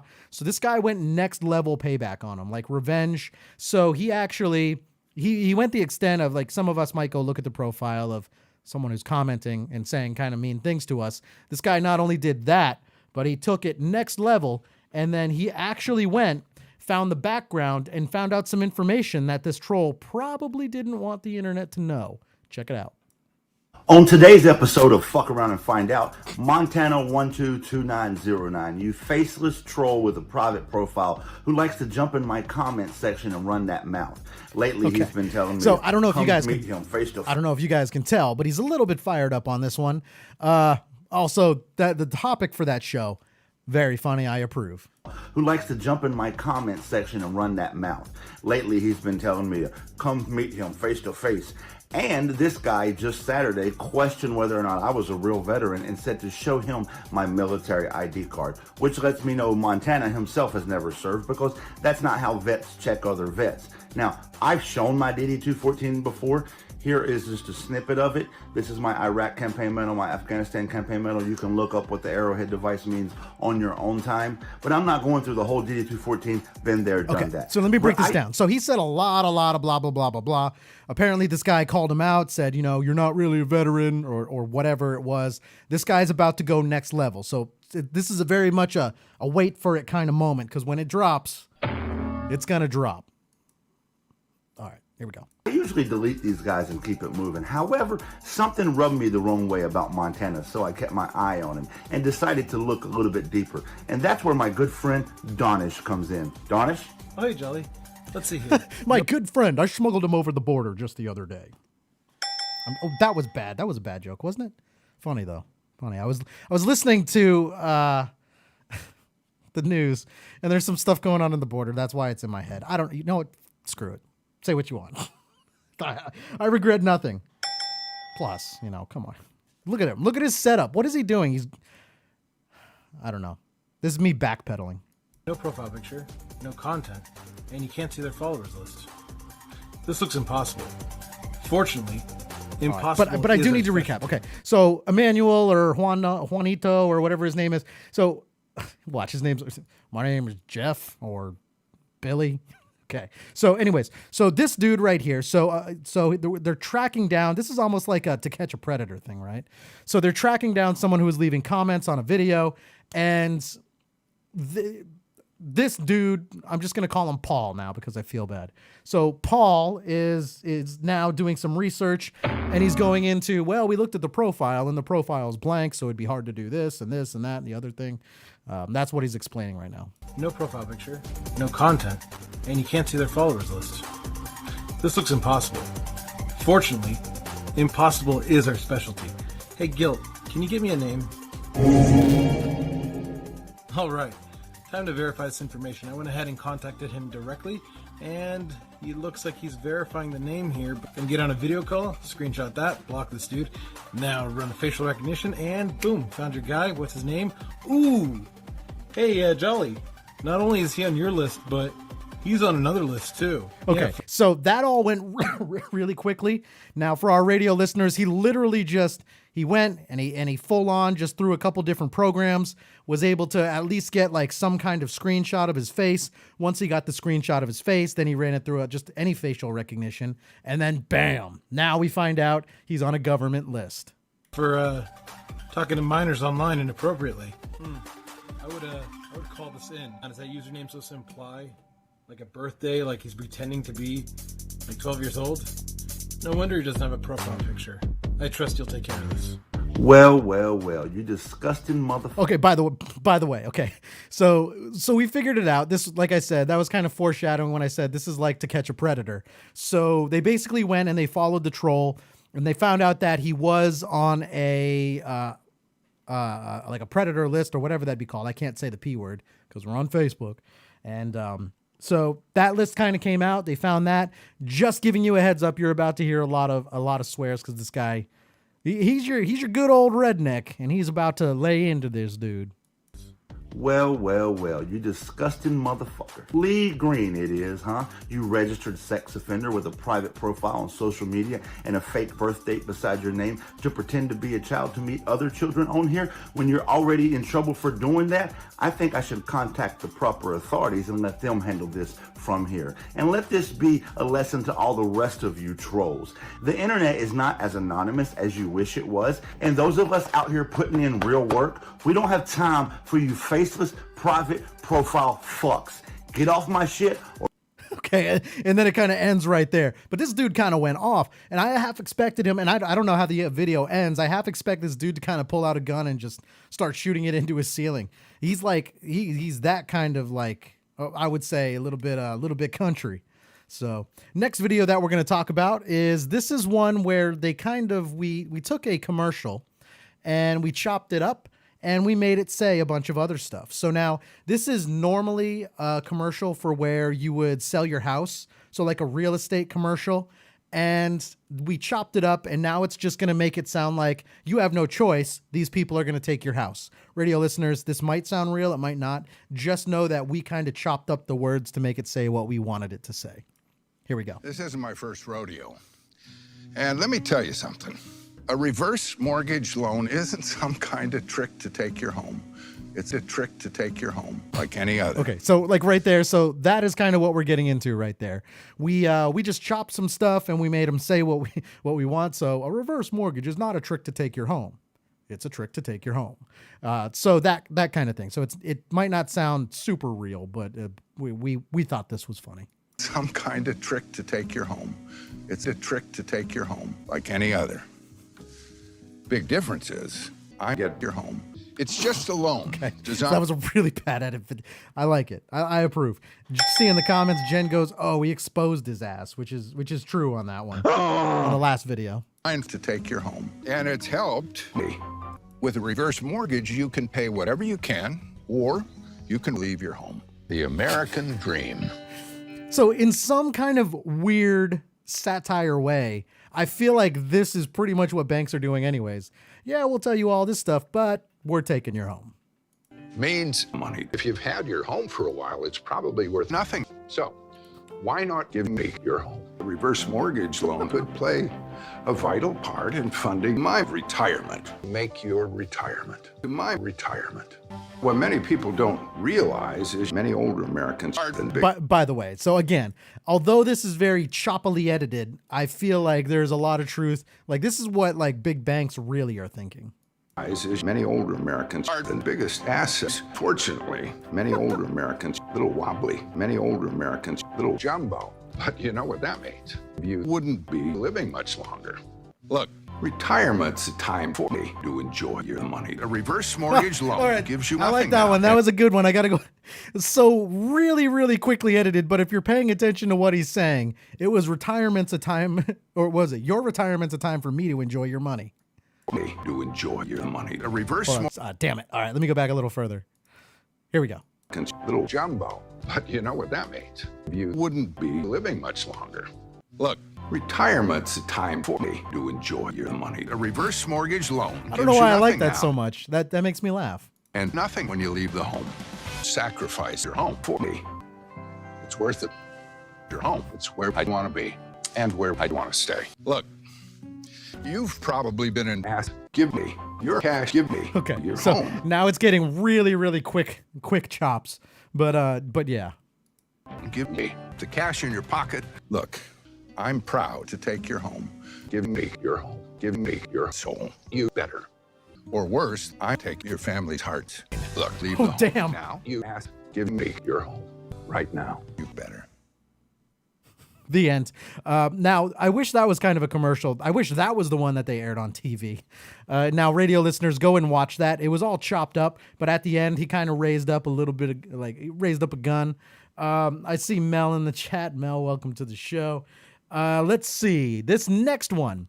We've been talking about Karens in previous weeks, and kind of what better time than to continue with the Karen video. This is, let me see if I can find it, a Karen who is a Lyft or an Uber driver, one of the two, and she's freaking out. Now, this is just what I'm going off of the facts of the video. The guy in the back wants her to open her window. She doesn't want to open a window, so she starts freaking out. And then I think she turns back and starts seeing that she's being filmed, so then she tells him to get out of the vehicle. Anyways, here's the audio. Radio listeners, you are going to understand fully what is going on just by this audio. You know, I'm just trying to ask you to go to the speed limit is all. I'm saying I'm gonna go. Oh. Okay, so Okay. So that's what it is. Let me. Okay. I got to go back and correct myself. He didn't ask to put down the window. He asked her to go the speed limit. Okay, so apparently she might be speeding like really fast. I don't know how fast she's going. He asks her to slow down. She's an Uber or Lyft driver or whatever, and she sees that he's recording, and she takes a swing at him.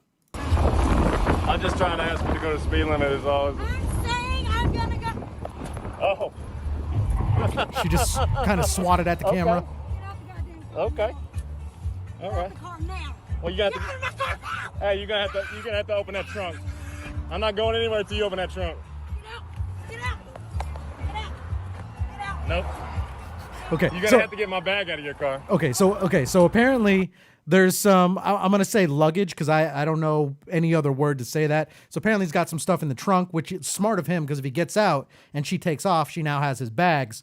So he's like, I'm not getting out until you open the trunk. And at one point when she was screaming too, you can hear her start to lose her voice because she's screaming so angrily or loud or whatever. Okay. All right. Well, you got to. Hey, you're gonna have to open that trunk. I'm not going anywhere until you open that trunk. Now, I like when I hear her start to lose her voice like that.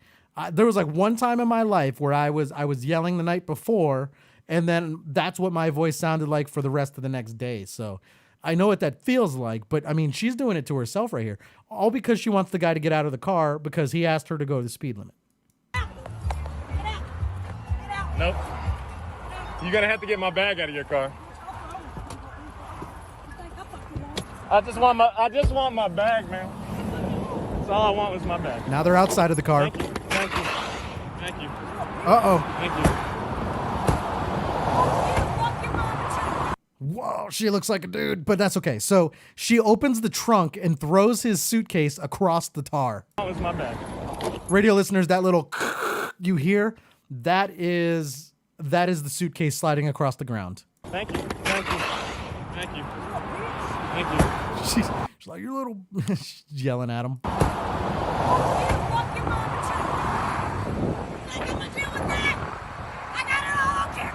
Look at her face. She's saying, I got it all on camera. Okay, well, so does he. But look at this. That's the suitcase. She threw that across the ground. Now listen to her. And look at her face too, man. Like, real country down here. Thank you. Thank you. Thank you.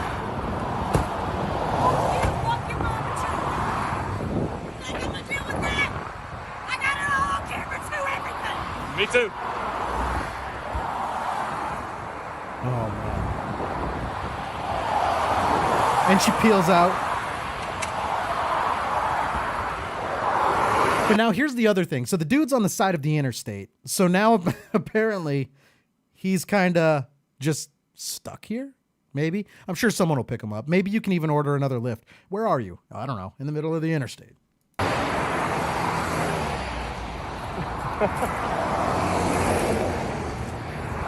That just happened to me.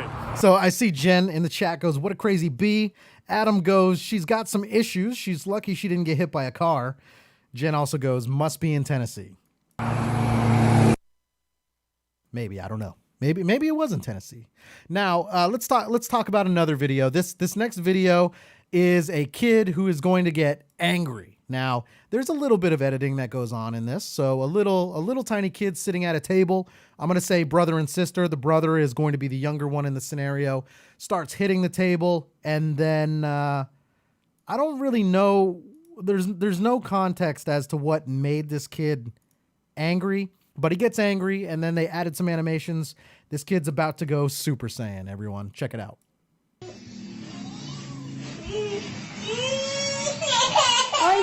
That's the kid crying, slamming the table. Now he goes Super Saiyan. Okay, let me go. I gotta pause back. So minus the fact that the kid went Super Saiyan, anyone who knows Dragon Ball Z, that's the reference. So the kid slams the table, and then the sister is on the other side of the table. She's sitting in one of those little toy chairs and really close to the table to the point where like there's no gap, like she's like touching the table. The kid flips the table over. She goes tipping back with the table and the chair and just flips over. Okay, here it is.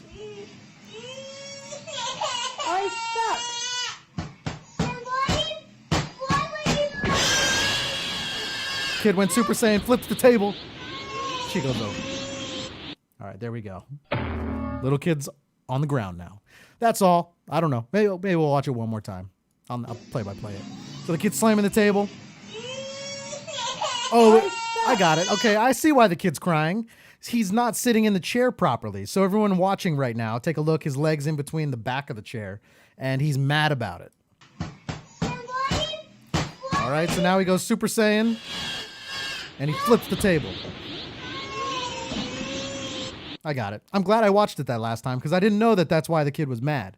But now I know that that's why he was mad. Makes sense. Flips the table over. The sister kind of goes flipping over. All right, now I'm gonna do this. All right, I'm gonna do this, but I am a little hesitant because I have a feeling Facebook is not gonna like it. So one of the biggest things when you go to the zoo is, okay, monkeys, gorillas. There's numerous reports of them doing all kinds of crazy things. You know, flipping kids off, flinging poop at people, all of that kind of stuff. This video, I'm going to play it. All right, I'm going to play it. I don't know what's going to happen. All right. Now, this is a gorilla. Some people they're at the zoo and they kind of go up to the gorilla enclosure and they are looking at the window and they think that these gorillas are going to start hugging or playing, and something else happens. I don't want to ruin it for anyone, but I will go back and play it. Now, radio listeners, you're going to hear the audio and you're going to hear a lot of people just screaming things like, oh no, and laughing and things like that. Again, a gorilla enclosure with a big glass window. Everyone thinks these gorillas are about to play. Guess what? Here we go. All right.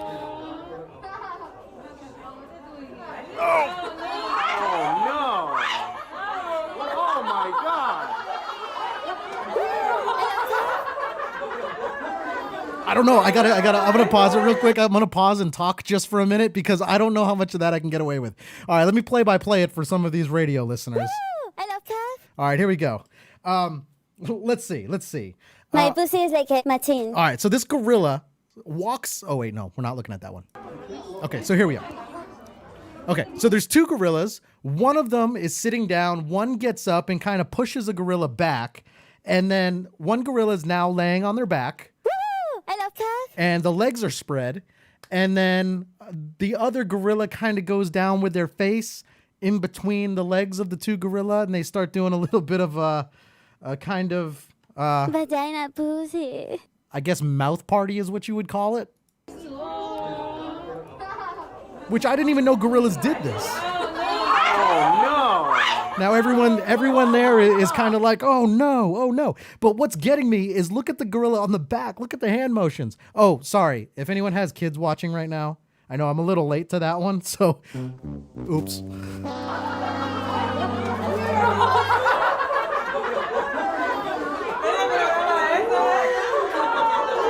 Now, by the way, radio listeners, the kids they're kind of freaking out because the parents are freaking out. But the parents at first they're like, oh no, I'm sure the ones that are, don't want to see that got their kids out of there. But then all the other parents are laughing and kind of enjoying it. Adam goes, I don't even need to know where and how you found. Oh, okay. So there is a backstory to this. I can decipher what Adam's saying. He says, I don't even want to know how you found this one. Okay.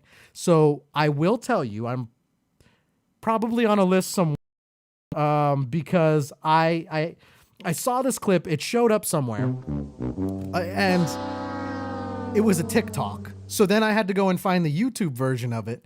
And so I am not going to lie to you, show code right here. I did type into YouTube. Woo! I love cats. Gorilla giving oral sex. So that did get typed into my YouTube, but so I'm probably on a list somewhere. I don't know. But it was to find this, and I didn't. It's that YouTube vortex. Okay. Oh no! Don't look, Josie. I like how that dad. Do you hear that dad? He's like, "Don't look, Josie," but then he's filming and he's like, "Let Daddy watch this." Oh man! All right, so I'm gonna kind of get that off. I just think it's funny when everyone's like, "Oh, look at the gorillas! Oh, how cute!" And then they're like, "Oh no! Oh no!" Here we go.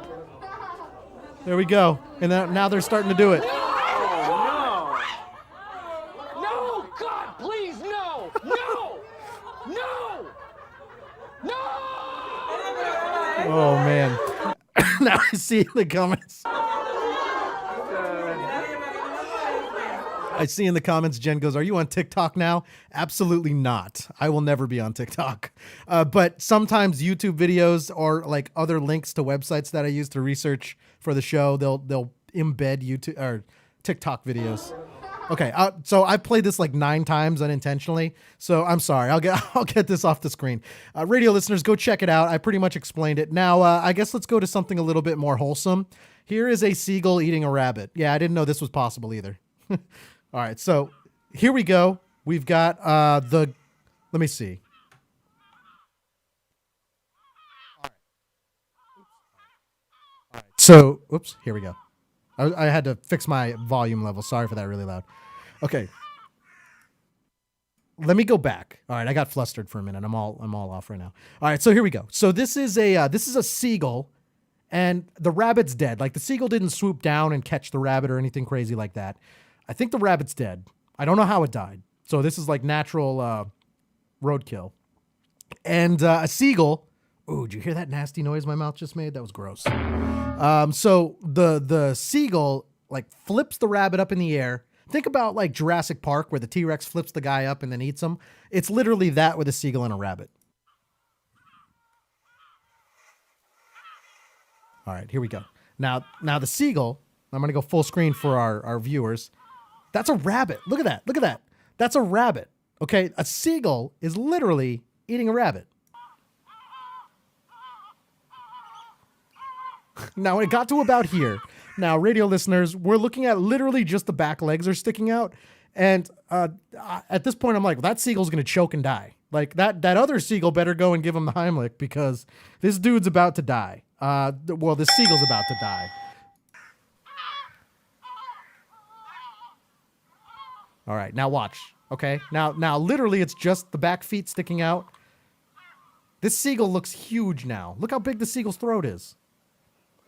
Okay, now it's just the little tiny feet sticking out. So just the little tiny bit at the end. Jen goes, the circle of life. All right, here we go. And let's see the rest. The other seagull starts walking away like, yeah, all right, dude, you're going to choke. I don't want to be a part of this. All right, here we go. And it's that last little bit. Now, anyone watching, this is the time to take bets. Do we think this seagull's going to choke? Or what's going to happen? Is it going to like walk away all happy? Last little bit of the feet are going down. Radio listeners, you're going to want to go check this out on the website. Not a whole lot of audio, so that's why I'm play-by-playing it. Jen goes, it's like snakes swallowing whole animals, and then you see a lump in their belly. It's a pretty good bet. That's it. It's down. The seagull just ate a rabbit. Like a full-size rabbit. I'm not talking about like tiny baby rabbits. Oh, but now it's like having a little bit trouble walking. It's probably just going to sit there for a while. I don't even know what it's going to do. But that was something. Now, I'm not going to lie to you. That was spurred from the gorilla video. This next video I'm going to show you is someone who is trying to sell cars. I think that would be a car salesman, right? So car salesman, she kind of jumps in the back of the car and the guy asks her a question about the vehicle and she answers him, but she looks at him like, are you serious? Check this out. Oh, this is really nice. So this is the Honda Odyssey, definitely a lot of space. Yeah, how many dead bodies can you fit back here? At least 5. Okay, so she's looking and she's like, at least 5. And then the look on her face is like, oh, are you serious? I can't tell. Let's see. Oh, this is really nice. So this is the Honda Odyssey, definitely a lot of space. Yeah, how many dead bodies can you fit back here? At least 5. Okay, at least 5? Radio listeners, go check this one out too, because it's kind of worth looking at her face. Like she's the pure confusion on her face when she's like, 5, and then just kind of looks like, I guess, like, what did I just say? Here we go. I'll play it one more time. Oh, this is really nice. So this is the Honda Odyssey, definitely a lot of space. Yeah, how many dead bodies can you fit back here?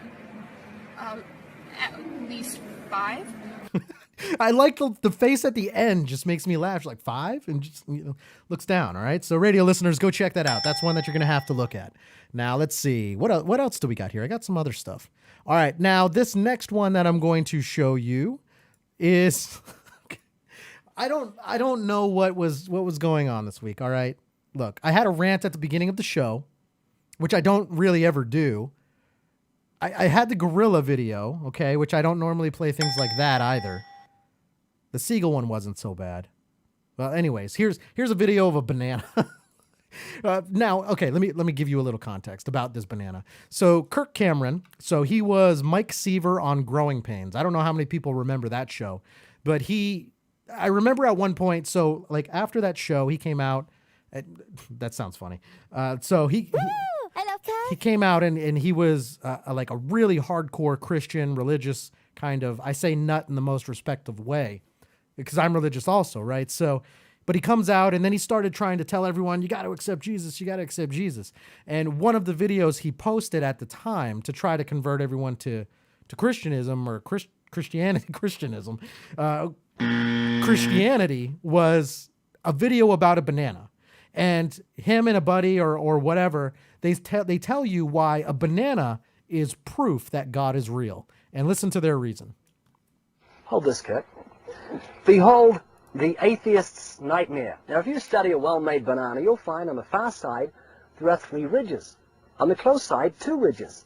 Okay. If you get your hand ready to... I'm going to go back. So at the very beginning, he's like, let me introduce you to the atheist's nightmare. And it's a banana, right? So when I go to the grocery store, I'm going to start... I'm purposely going to ask for bananas because I want to go, I need a...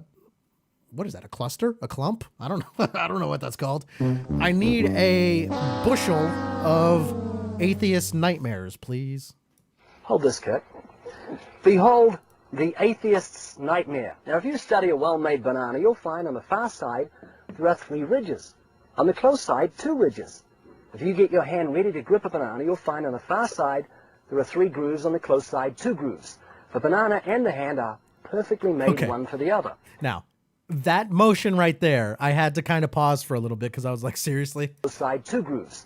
The banana and the hand are perfectly made one You could totally like GIFify that or whatever that'd be called. for the other. You'll find the maker of the banana, Almighty God, has made it with a non-slip surface. It has outward indicators of inward contents. Green, too early. Yellow, just right. Black, too late. Now, if you go to the top of the banana, you'll find, as with the soda can makers, they placed a tab at the top. So God has placed a tab at the top. When you pull the tab, the contents don't squirt in your face. You'll find... Now, has anyone actually ever heard the theory that we eat bananas upside down? Like, I don't know if that's true or not. Like, I heard this somewhere, like bar trivia kind of thing. But I heard that, like, so gorillas and monkeys, they actually eat bananas the other way. And they peel it from the other side. So I heard that we eat it wrong. But I don't know. And the wrapper, which is biodegradable, has perforations. Notice how gracefully it sits over the human hand. Notice it has a point at the top for ease of entry. It's just the right shape. Hold on, where's he putting? Oh my God, no. Okay, I was like, where's he putting it in? Like he said, ease of entry. What are you gonna sit on it? Woo! Hello, Kev. It's chewy, easy to digest, and it's even curved toward the face to make the whole process so much easier. Seriously, Kurt, the whole... I have expected. Now watch me eat this banana without biting it. I can fit the whole thing in my mouth. Creation testifies to the genius of God's creative hand. When I eat bananas, I choose not to chew them. Take them like a pill. All right. I think due to time and stuff like that, let me see. Let me make sure that we got the majority of everything. We are going to take one break, and when we come back, we're going to finally get to that declassified episode. And that declassified episode it's a good one. And now I highly encourage everyone stay tuned for the whole thing because it builds up, and the ending it potentially could give you nightmares. So I also throw out that warning to everyone as well. So we're going to take a quick commercial break. When we come back, we are going to get into that. This is the After Hours Show.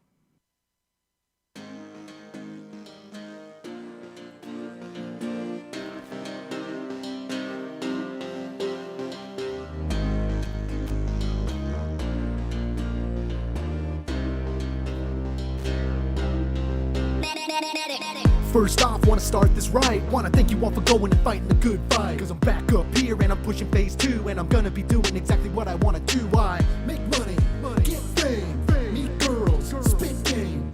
Not really, well I'm kind of a nerd. Actually with my BB gun I think I killed a baby bird. That's crazy, right? Now Peter can't go and handle my thug life. He's crazy, but not all the time. Only when it's convenient for me to make a little rhyme. And you can't be mad cause I'm being myself. I'm not here for the fame, I'm not here for the wealth. If you catch me outside, I'm just living the dream. And only certain people know exactly what that means. I don't know what that means. I just know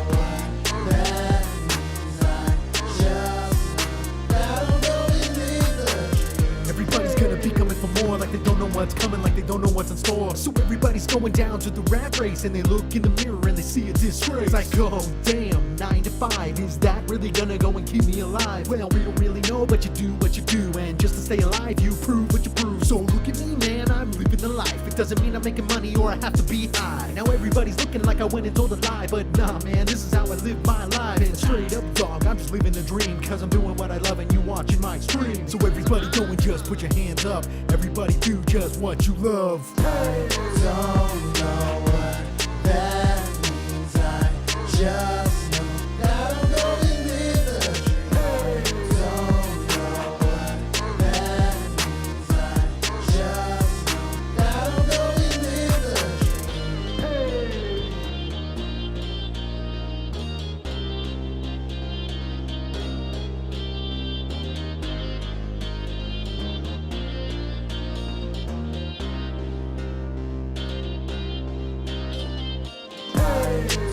know what that means.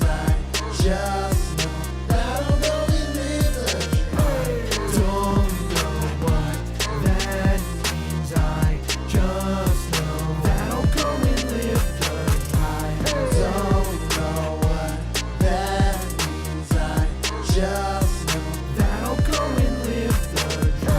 I don't know what that means. I just know that I'll go and live the dream.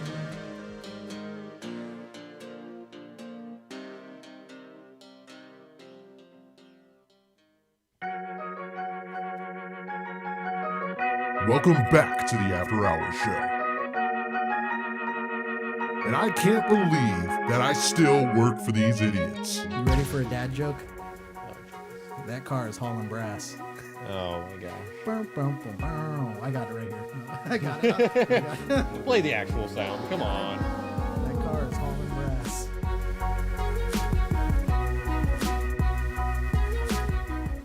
Well, That isn't kind it ironic that Poppy wants you to pop her cherry? Oh god. Yeah. Just stop. Oh, isn't that ironic? The box says nothing about the box. You get it? Tell me you get it. You get it. No, I get it. But I'm just staring you Come down on. right now. That was People funny. who are watching the stream my God. know what I just did. Come on. I just gave you the dirtiest look. I couldn't see it. I wasn't looking. I was looking. I was trying to figure out where my soundboard was. Big surprise that the funniest thing they can come up with is dad jokes. Coping, but my dad is hosting me. Oh, thank you so much. I really appreciate that. You're so kind. Jesus loves you. Welcome back to the show. Call in anytime at 407-536-9994 or Skype in at FM_studios. Ladies and gentlemen, here it is, the most listened to radio show on the planet. Even the other stations are tuned in too. This show is brought to you by Loot Crate, Coors Light, and AstroCartoons.com. Go check them out and support the show.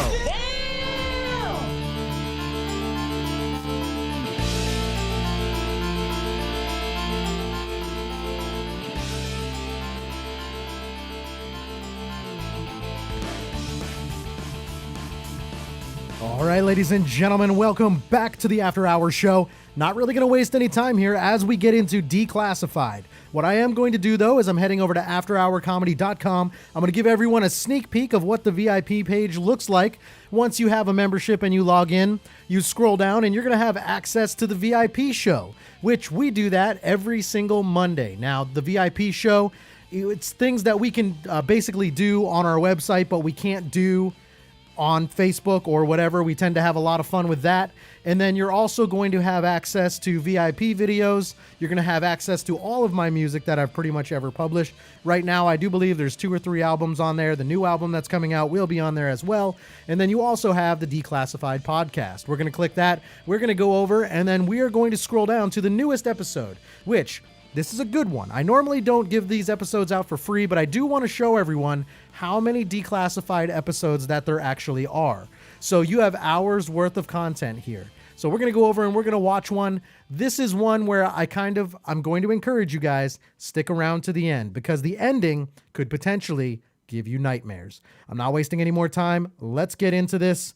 Here we go with this Declassified episode.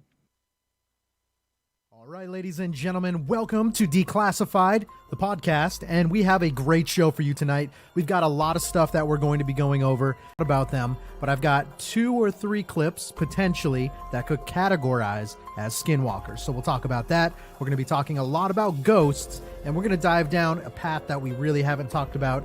Kids and ghosts, what do they look at, and kind of what do they see? And then also what we would be looking for if we had an indoor camera, something along those lines. What could a real ghost be? Because I've been very vocal about the fact that I don't necessarily think that orbs mean there's a ghost or a haunting, but I haven't told you what I would look for. So we're going to do some of that, and then we're getting into demons. It's going to be a good one. This is After Hour Comedy Declassified.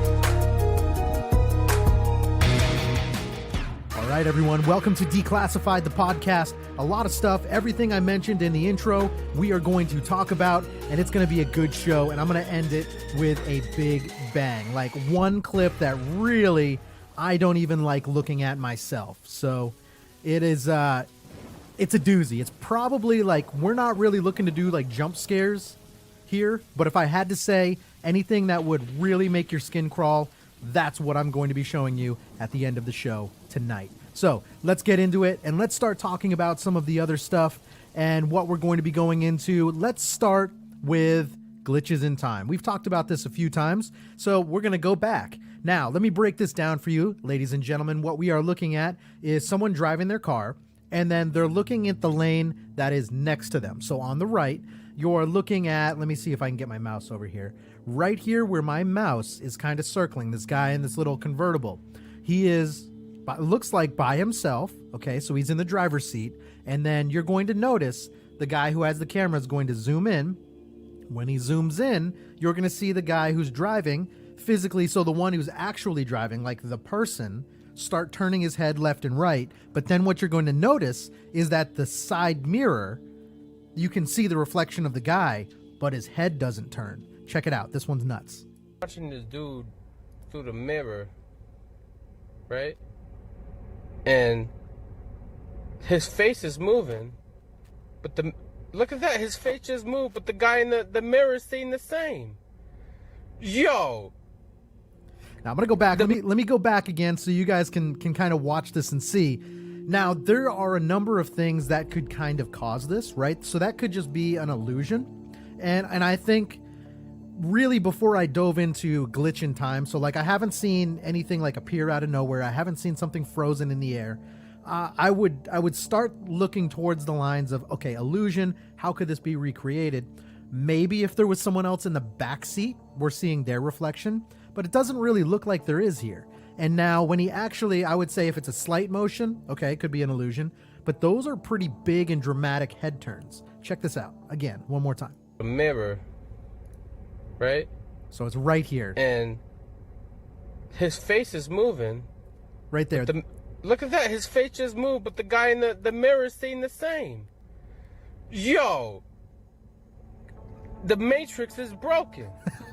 I like this guy's reaction. Let me go back one more time. It's not necessarily when he's looking down and looking up. It's when he actually looks to the right is where you really dramatically notice that that's a dramatic turn. The one in the mirror is not moving. It just moved, but the guy in the mirror is seeing the same. Right here, when he turns right. Yo! Oh. The Matrix is... Sorry, I didn't go back far enough. It's going to be like right here where his head turns right. And his face is moving. Right here. But look at that, his face just moved, but the guy in the mirror is seeing the same. Yo! The Matrix is broken. The Matrix is broken, ladies and gentlemen. So there you go. I don't know. Let me know in the comments down below what you think about glitches in time.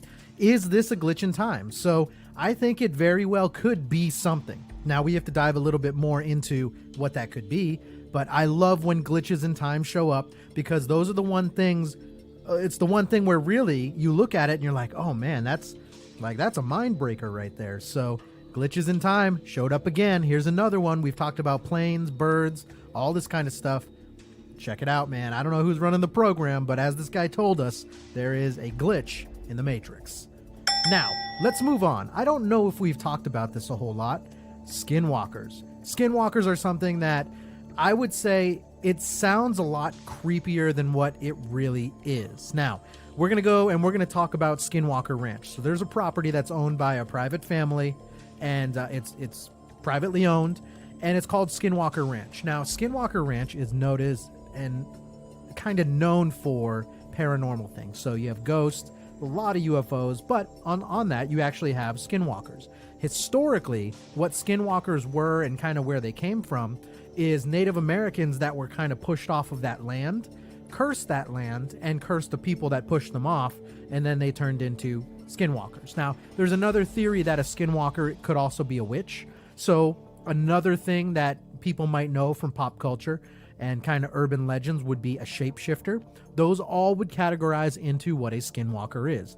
Now, this footage right here is potentially of a skinwalker. Now, it's a trucker who kind of does a route and he's filming, so it's kind of grainy footage, I'm not going to lie to you. But what we're looking at right here is we're looking at this creature. I say creature because we don't know what it is. Now, when we look at it, kind of looks like a person crawling on the rocks. No distinct features. It really kind of looks like a black silhouette. But what we're going to watch and what we're going to look at is we're going to look at when it walks away. Okay. So there's a little bit of a closer look at it. I see kind of what looks like a head, potentially arms, some legs. Honestly, to me, it looks like someone crawling up a rock. Okay. But it's going to get up and it's going to run away. As it gets up and runs away, it's going to kind of shapeshift. So that shape and that form we're looking at right now changes. Okay, now it's going to get up and go.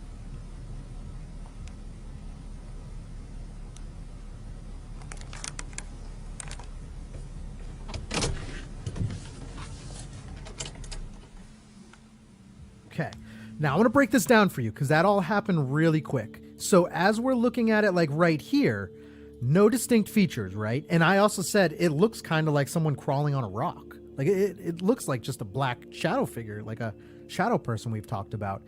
And as it gets up and walks away, I'm going to pause again because it actually kind of changes form. But once it gets into the sunlight, then it looks like an animal. But the weird thing is this is daytime. So even here, you should still be able to see some of the fur, some of the colors of the fur, which we can't. So that's where it gets a little funny.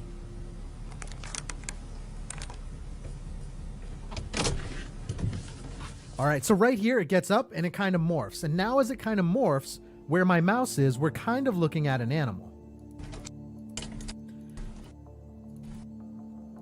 This guy sucks with a camera, by the way. Kind of really sucks with a camera. There we go. As it's kind of going, this is a good stopping point for it right here. Now it kind of looks like an animal. But in my mind, that looks like a different form than what it was in before, because before it looked more human-like to where it was crawling. Now it definitely looks like, well, it could be a bobcat, could be whatever, but different stature, right? So very, very odd. That's kind of what a skinwalker is. So I wanted to bring that to the table. Skinwalkers, basically, they are shapeshifters, more or less. Some people do believe they're witches, and they can, potentially curse you, things like that. But we really don't have a lot of accounts of that happening, okay? More than anything, it's really just a shapeshifter. Now, how would a shapeshifter lure you in if they wanted to lure you in and actually curse you or do whatever? Well, this is actually something we're going to step away from YouTube for a minute.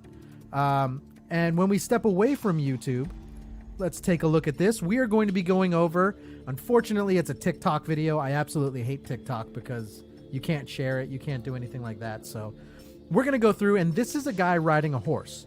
Now, the reason that this kind of got some attention in the paranormal world was because the guy's riding a horse, and you're going to hear something almost like a kid or a female yell, "Hey," and he has no idea where it's coming from. So what we're thinking, and what this guy was thinking, and a lot of other investigators are thinking, is that could be a shapeshifter trying to lure this guy in. Okay, here's the video. Just coming in from planting those trail cameras. There's vultures everywhere. It's odd.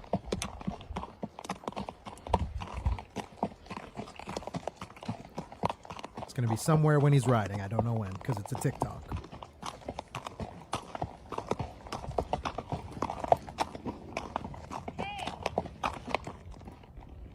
There it was. All right.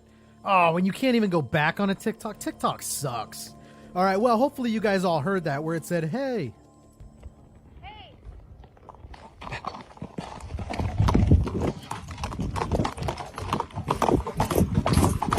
And now he started turning all the way around. So we're going to watch this one more time because there's no scroll bar.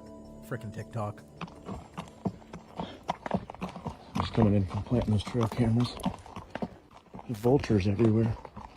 It's odd. It's right about here.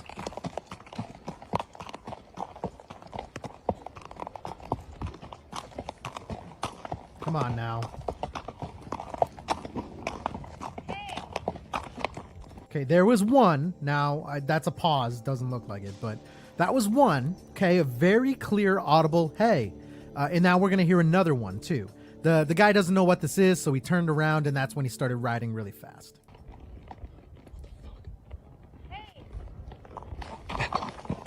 And he's out. And he's out. Now, a lot of people are saying that that is a skinwalker, but I'm going to kind of go down a different line of thinking. So what I'm going to kind of bring to the table and have you think about is that could be a skinwalker, right? I've never actually heard any accounts of a skinwalker yelling or talking or anything like that. So it could be. I don't know. I'm not one to shoot that down because I genuinely don't know.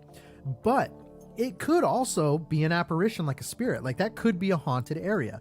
It's not uncommon to have sides of roads be haunted. We've talked about ghost brides in the past. Haven't necessarily talked about ghost kids on the road, but it happens a lot more than you would think too. So it could be a skinwalker, but it also equally could just genuinely be some kind of ghost as well. Now, we don't know that, but it yells, and you even hear the guy go like, what the F? And then he turns around and starts running away. Could be a skinwalker. That's what people are saying it is, but I also would like to open the door to that could just genuinely be a haunted area, right? And kind of when we talk about anytime you hear a female voice or a kid's voice, be careful, right? So generally it's not a good sign. So potentially it could be, unless it's something you recognize.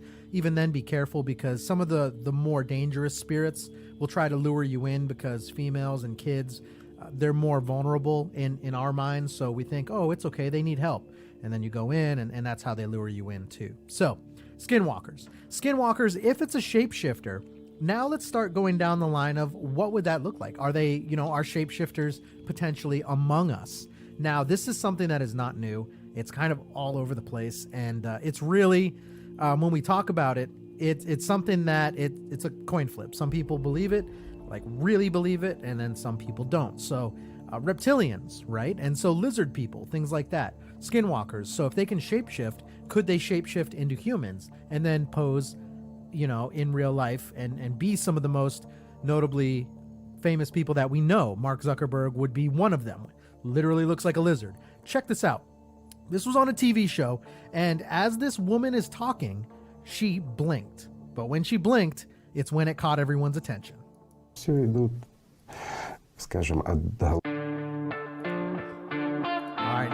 Now check that out. I'm going to go back and I'm going to kind of play that for you again. So let's see. I'm going to go right back from the beginning of the clip. I'm going to go full screen and just watch. When she blinks, now this was just during a normal interview. So it's not even like they stopped and anyone noticed. It was listeners and viewers that actually caught this. But check it out. Here we go. Okay, now what they're going to do is they're going to zoom in and they're going to show you that blink. Here's the blink.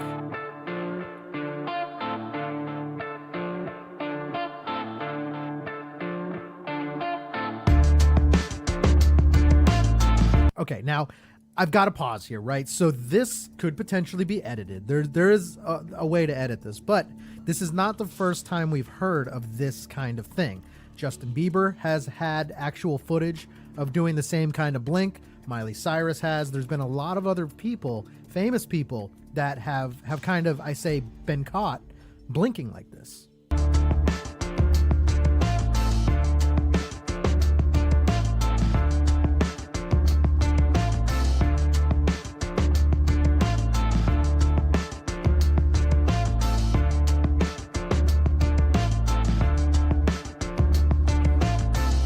So I guess the question is now, what do we think about this? This one could be a little out there for some people, right? Some people are going to believe it. Some people aren't going to believe it. I'm not really even sure where I stand on this, to be completely honest. I think it's interesting. I think there could be something to it, right? So there's a lot we don't know, and this could be one of the many things. I stand on the side of there are enough stories where there has to be some truth to it. Even if it's a lie, all lies have some truth, right? And we don't know to the extent of what it is or what's going on, but I genuinely think this is something that we need to look into, and it's kind of a path we're going to start going down a little bit more on Declassified. So in some of the further kind of future episodes, we're going to be pulling clips of celebrities, and we're going to dive into this a lot more. I just need to do a little bit of more research on it, but I wanted to open the door, and in the comments, what do we think? Is this potentially something that's walking amongst us, lizard people or skinwalkers or reptilians or whatever you want to call them? Let me know. I don't know.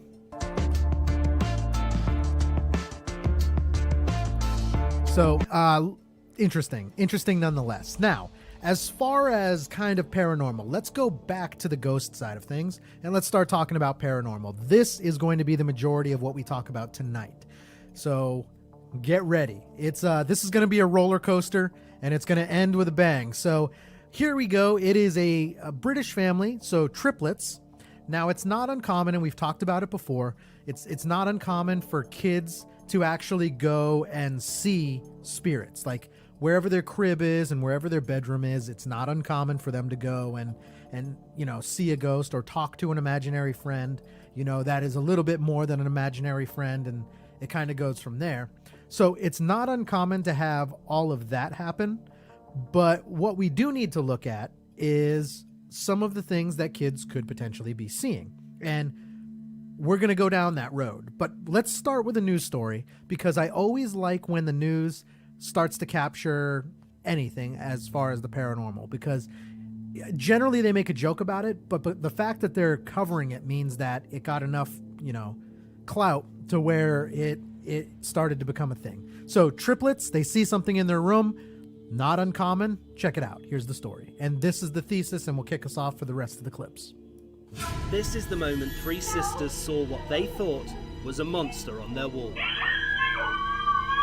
She said there's a monster on the wall. The fact the triplets all saw the same thing makes this story extra creepy, and we're going to tell you exactly what happened. Dramatic music. It was a normal day at their home in Georgia. 2-year-old triplets Presley, Millie and Hayes woke up from their daily nap. By the way, I'm just going to kind of break it down for you, only because I don't want you to be disappointed. What they're going to say they saw is not as scary as they're making it out to be. Which, always, right? That's why I hate Hollywood. That's why we've talked about it before. I hate the take on horror and things like that, because it's not really what it is. But just listen. As they always do. I was at home, and the girls had been laid down for a nap. They had been sleeping, and they woke up. But as Mum Caitlin watched her daughters play on the monitor, things took a supernatural turn.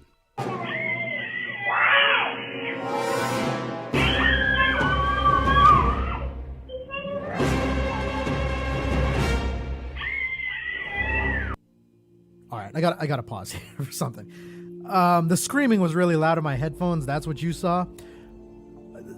The music is really dramatic. Really, when we look at the original clip, which I almost wish I could have found that, but I couldn't. This is all I could. I was looking for the original. I came across this, and so I'm like, okay. But in the original clip, they're screaming, but there's nothing going on in the room, okay? Now, notice we can't see anything on the camera either. So there's nothing going on in the room. We can't see anything on the camera. They're just screaming, but the music is making it look like something's attacking them or whatever. Not even close to being true. Caitlin saw her triplets communicating with something on their wall. Something so scary, it prompted them to back off and hide behind their closet. All three of them were staring at the exact same space and pointing at it. She said, "There's a monster on the wall." The whole thing might have ended there, and Caitlin and the girls would have forgotten about the ghost in the wall. But it happened again. A few nights later, as they slept, not in their cots this time, some kind of ghostly figure appeared to fly in front of the camera. Millie then woke up, apparently convinced there was something in the room. Millie woke Okay, up from a we dream. need to pause there because what just went in front of the camera, that's a leap to say it's a ghostly figure. What I would say it doesn't look like an orb. It looks like a mist. Okay, lock that away in your brain because we're going to talk about that in a little bit. That looks like a mist. So in this scenario, it's not an orb, okay, because an orb would be a ball. That looks like a mist. A mist is now something I would validate as, okay, probably spirit activity, but we need to figure out what at this point, okay? So a mist, not an orb. That's what I think it was. I don't think it was a ghost. I think it was a mist. And when I went into the bedroom, she said, "There's a monster on the wall." And I asked her where, and she pointed to that same spot.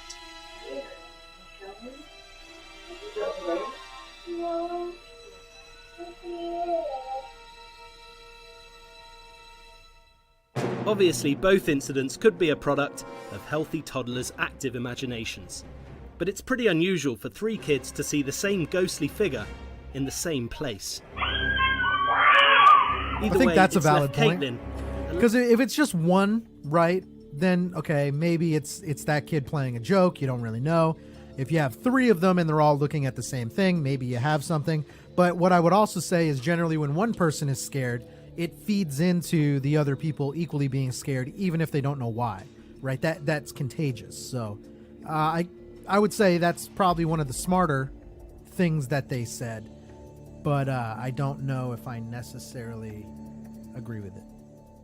a little bit unnerved. I don't have any idea if it's something that's like attached to them or us.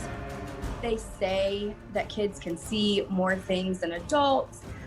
What it is, I have no idea. What do you think? Which is true. Kids can see more things than adults. I don't know if we've ever talked about the reason why. It's because they're not jaded yet, right? So they're innocent. They haven't really grown up and learned to doubt the world.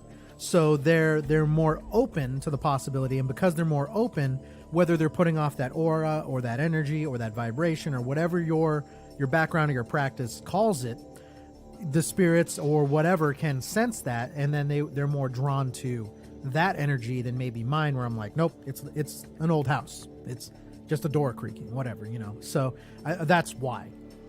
The girls saw. Let us know in the comments. There we go. Let us know in the comments. Thanks for throwing that there. Now, we talked about that mist. In that video, they didn't tell you. Now, when I kind of watched another interview on that, what the mom said that they looked up and they saw what looked like a lion, which I thought they were going to say it in that video, but they didn't, and a lion's not really that scary, right? But they said monster, so maybe the monster, the closest relation to what they could look up and see was a lion. That's kind of how their brains put it together, whatever. Now, that mist. So in that last video, that mist went by. I said, okay, it's not an orb, it's a mist. So kind of like you see in the background of this layout right here. The mist is generally a better telltale sign that you actually have some kind of haunting or some kind of spirit activity.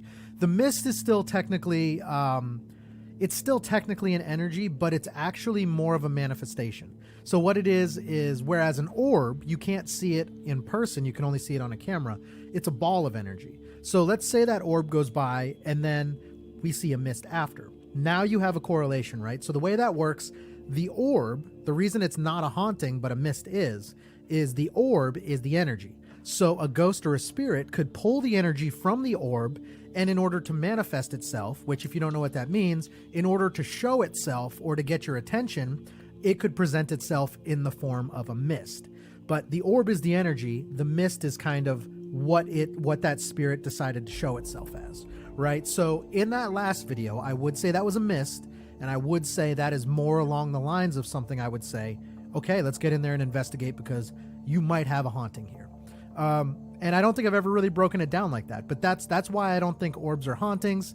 Orbs are energy. And from the energy, if you see anything that correlates, like objects moving or whatever, now it makes sense. Now you have the energy, they drew the energy, and that's how they chose to show themselves. Like in this video. This video is going to show you a mist, and it's a good example of that.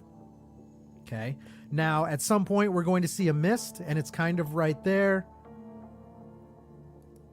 And it's very, very faint, okay? So it comes in from the left, like right over here where my mouse is, and you see it start to kind of move around.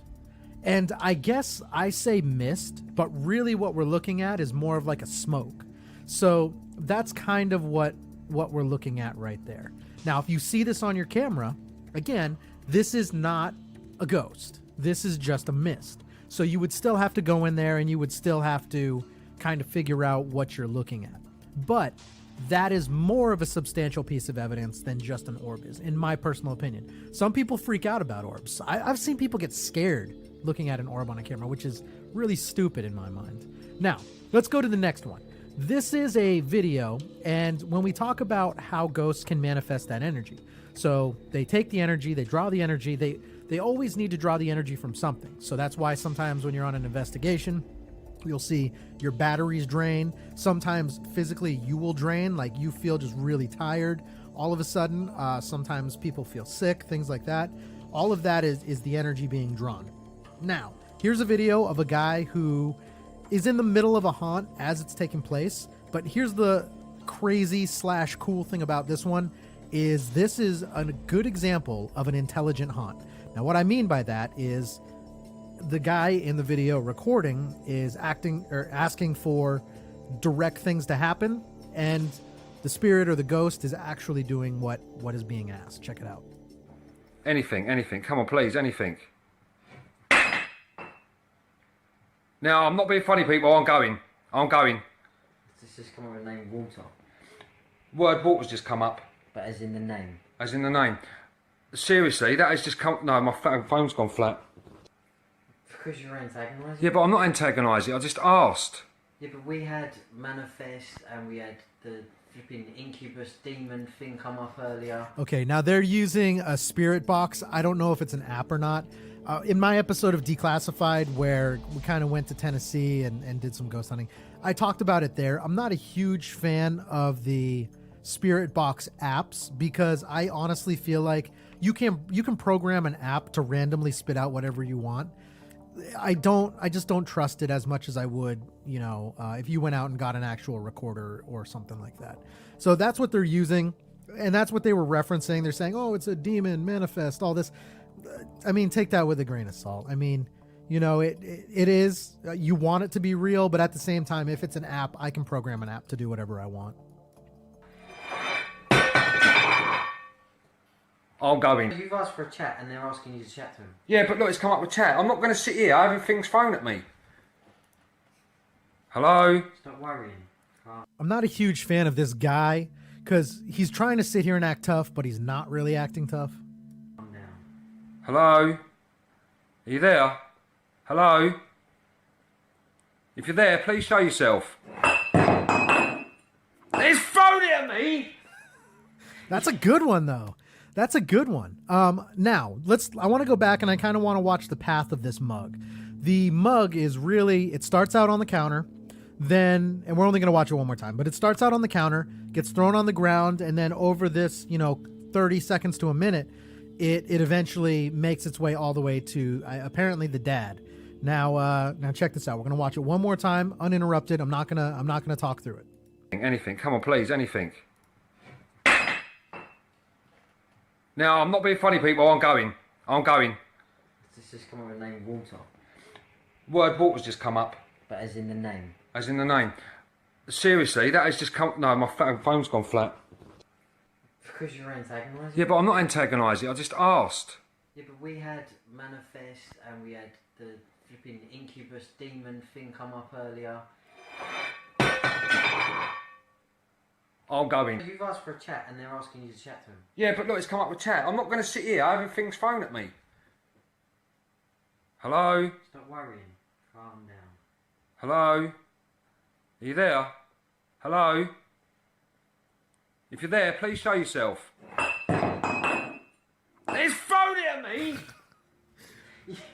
He thrown it at me. Okay, so yeah, anyways, that was that one. So it's, you know, just if that ever happens to you and things are moving in your house, I think the concept of what they're doing is right. But here's the other thing you need to be careful of.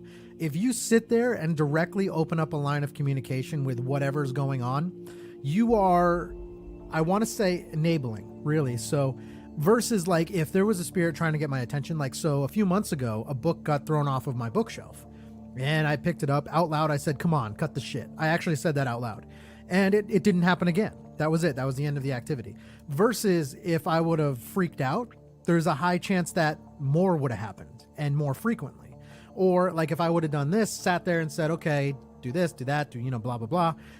It would have started doing things because that's what they want. They want to be seen. They want to be known. And if you don't give them that, then they're just going to leave more times than not. Unless you have a residual.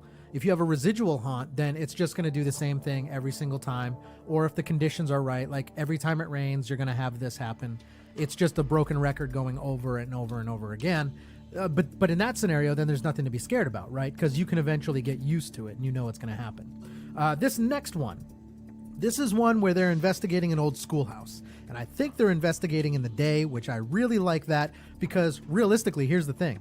You don't have to wait until it's dark to go and investigate a place because if a place is haunted, it's haunted. So anything that's going to happen is going to happen. So you can go in the day and you can have something happen like this. If there's any children here, can you make a massive banging noise, please? Can you bang to show us where you are?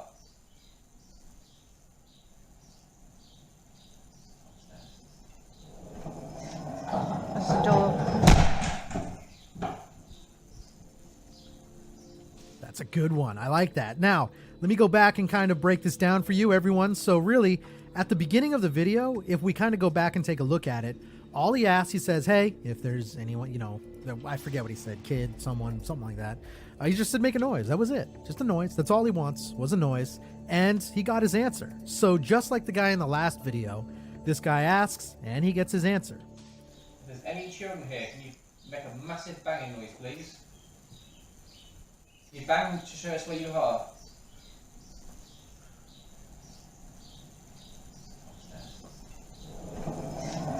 That's the door.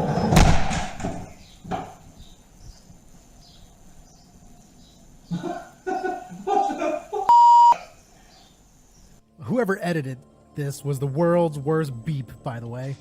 I know you said that hasn't happened the whole time, and you were walking in. I know, it's been open for ages.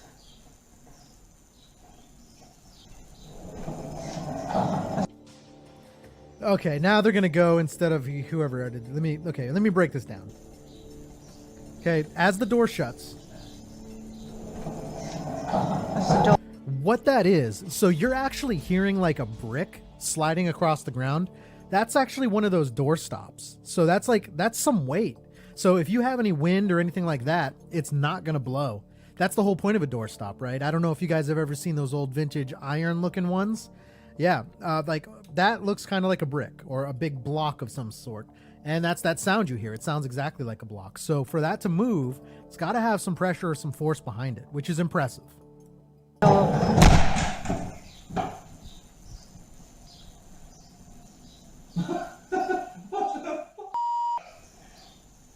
I know you said that hasn't happened the whole time, and you... Worst censor ever. I hate whoever edited this. But that's it. So that's kind of what we're looking at right there. More direct responses. Now, here's another video. We're going to watch it. It's almost like an unfinished news video, but I like it. Now, when we talk about the haunted things that we just looked at, so mist, definitely if you have any cameras, look for that. Start looking for that when you get alerts.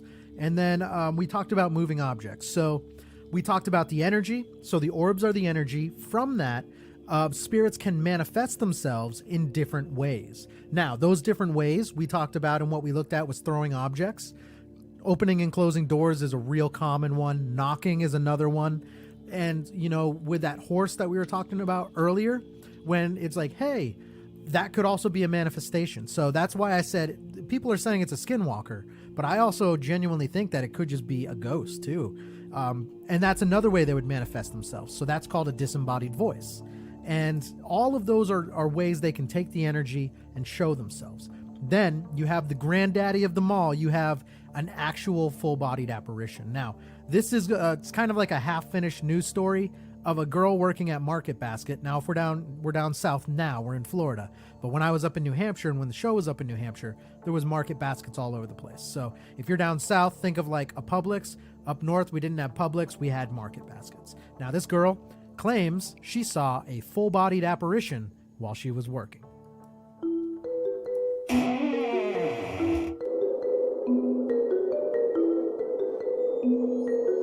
I actually don't believe in ghosts until this moment happened to me. I was writing on a cake for a customer here, and then when I turned around to walk back to the customer, the little lady was chilling over there. Which, to be fair, she said something. She's like, I didn't believe in ghosts, or I don't believe in ghosts until now. And so that's honestly, when you take a look at people who you want to go ghost hunting with, a lot of the camera people that you would bring, you want to bring skeptics because they're not scared. They'll go in, and generally by the time they're done filming at a couple spots, they believe, just like this, because they've seen stuff. So she was right here, just staring at me.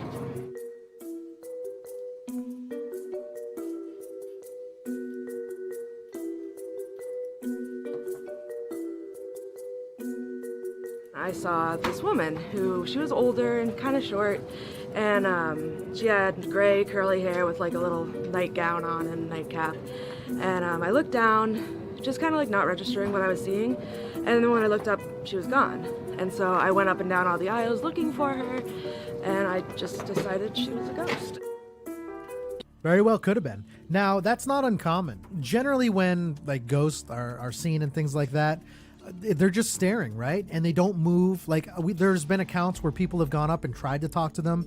They don't respond. They're just staring off into the distance. So I'm on board with all of that. And then she did the right thing if she looked on, really, you could look on either side of the aisle and do that a couple times. And at some point you should see that person if they ran off. But yeah, I want to believe this.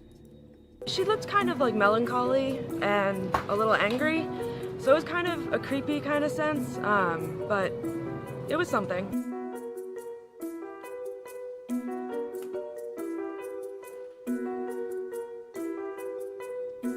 Now we're going to start getting into where people don't believe it as much, which is fair. I think even when I put out that Declassified episode, people were like, oh man, it could have, they're already debunking it. I'm like, yeah, that's fine. You're always going to have either side.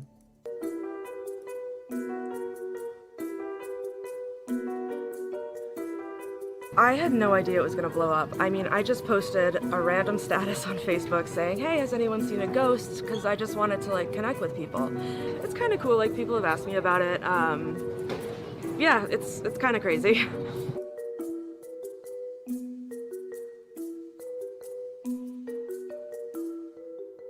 I would love to see the ghost. I'm still looking for her. I haven't seen it. And that's the ghost right there. Holy shit. Okay.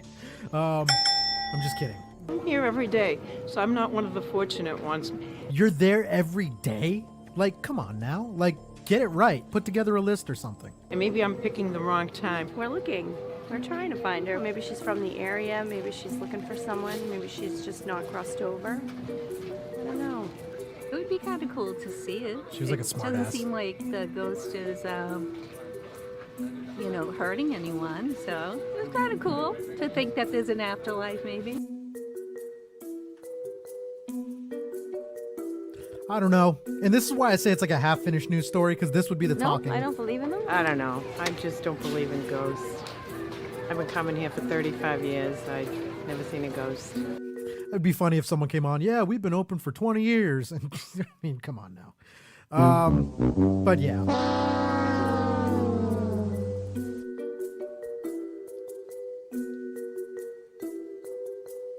I guess I would want her to come back, maybe, and like I could talk to her. I don't know if you can talk to ghosts, but I think it'd be cool just to see what she's up to. Now, I do think the one thing that this punk chick did wrong is like after you see something like that, the first thing you should do is go and do some research, right?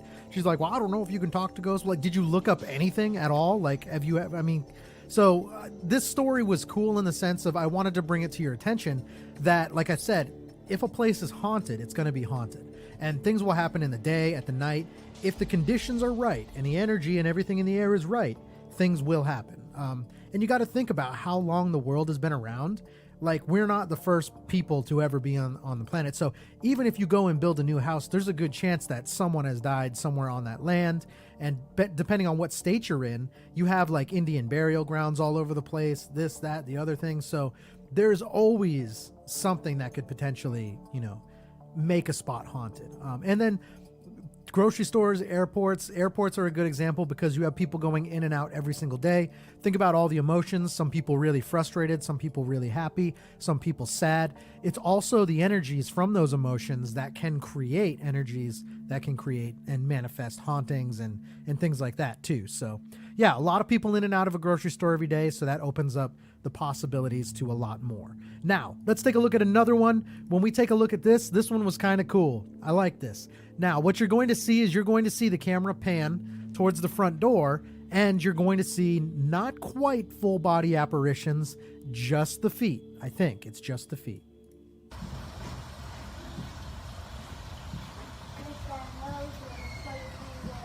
It's going to be right here. There we go. Let me go back. I'll break that down for you guys. So it's going to be right here. We're looking right here where my mouse is.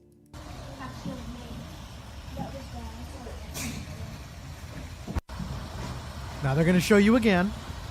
Okay.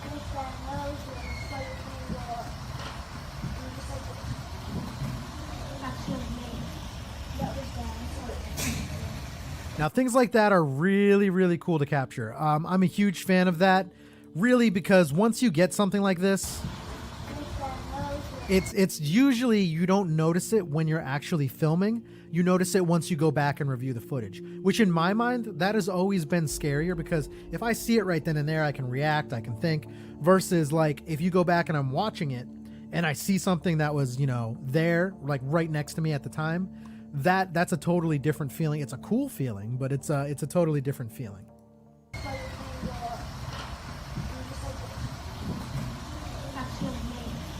And I think the other thing too is the fact that they actually, so when the camera pans, you see right here, it's already there, but then it doesn't just stay there like a glare. You see it start to walk.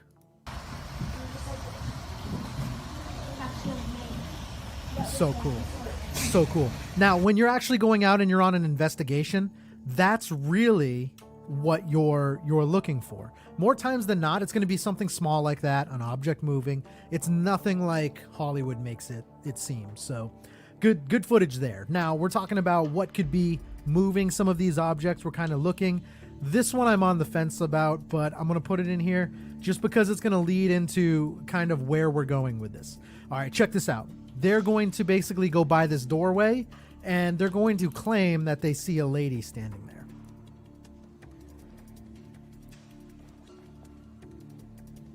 And it was already right there, but they're going to slow it down. Okay? So it's going to be in this doorway. They're saying they see her, and I'll try to pause it once they get to it. Right there. Okay? So they say they see a lady here. The video calls it a scary lady. It almost just kind of looks like someone in the old Victorian, like a maid outfit almost. I don't know if it's real. I don't know if it's fake. And now see how it's roped off? That could just be a worker as well. Actually, that kind of slightly gave me goosebumps. But this one's real tough because it's roped off. So you don't know if that's a staff cleaning. You don't know any details about it. So I watch it because I want it to be real, but you gotta be careful with something like this. So again, the camera goes back, and then they're saying the lady's kind of right there. I don't know. So I want to believe it, but you really have to be careful. That's kind of the biggest thing. Now, here's one. We've talked about ghost brides before. Now we're gonna play a footage or a clip of ghost bride is what they're saying it is. People driving, and then there's a lady standing in the road. But what's kind of weird about this video is a guy gets out, and he walks in front of the vehicle, and as he walks, the lady disappears. Check it out. This На самом деле будет сильно, шашлыки пожарили, все, скоро уже дома будем. Завтра на работу шли. There's the lady. There she is. Now, by the way, if you are driving down the road and you see something like this one's different than some of the other... Ooh, that gave me chills. This is different than some of the other ghost brides that we've talked about because this one's almost transparent, whereas some of the other ones we've looked at are like actual, they're full body, you can't see through them. This one you almost can. Now, you're driving down the road, you see this, what do?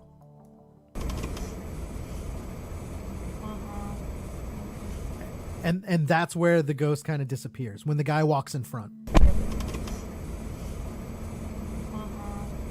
Okay, now I'm going to play it one more time full screen for you so you can see it.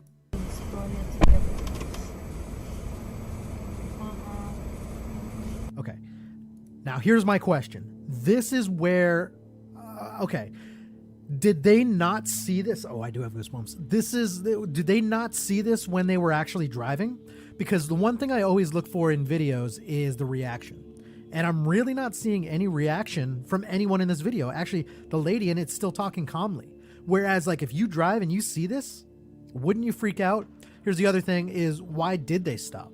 So if they can't see this and they're recording and it's probably just on their dash cam, what made them stop? Was it this causing mechanical issues or did they just get the feeling that they needed to stop? So there's a lot of questions I have as far as this and kind of what we're looking at.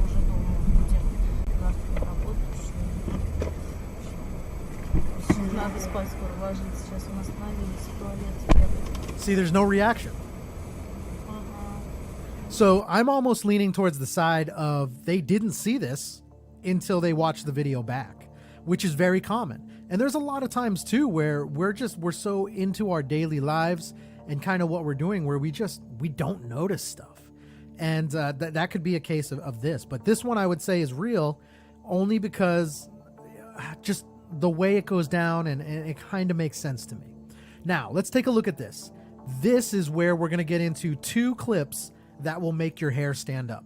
This is a news story. The reason this is a news story, it is another baby sleeping in a crib, but this time they're thinking a demon was watching over that baby. Not watching over like protecting, but like literally watching the baby. Now, the reason it's a news video is because it's only a picture that went viral. It's not a video, just a picture. So this is the video, and we'll pause once we get to the actual thing. A grandma has caught something quite terrifying in her granddaughter's room. Tori McKenzie is begging for help online after capturing what she describes as a demon standing over her grandchild's bed.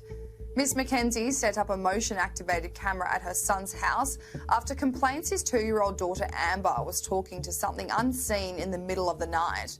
All right, so what we're looking at right here is what they're saying the demon is. Now, this would be absolutely terrifying if you saw this over your baby's crib. I've never seen anything like this. Now, I don't necessarily agree with the description that they're going to give, but take a look at this. Now, there's a couple key features that we're going to talk about and think about everything we've learned up until this point. We're looking for certain things. Now, so I'm kind of looking at the eyes right here. Those eyes look reflective. Think about some of the other shadow creatures and things we've seen on this series. Some of them did have reflective eyes. That's one right there that does have reflective eyes. Those very, very blatantly stand out to me. Also, the way it's standing is very odd. Ooh, that's giving me goosebumps.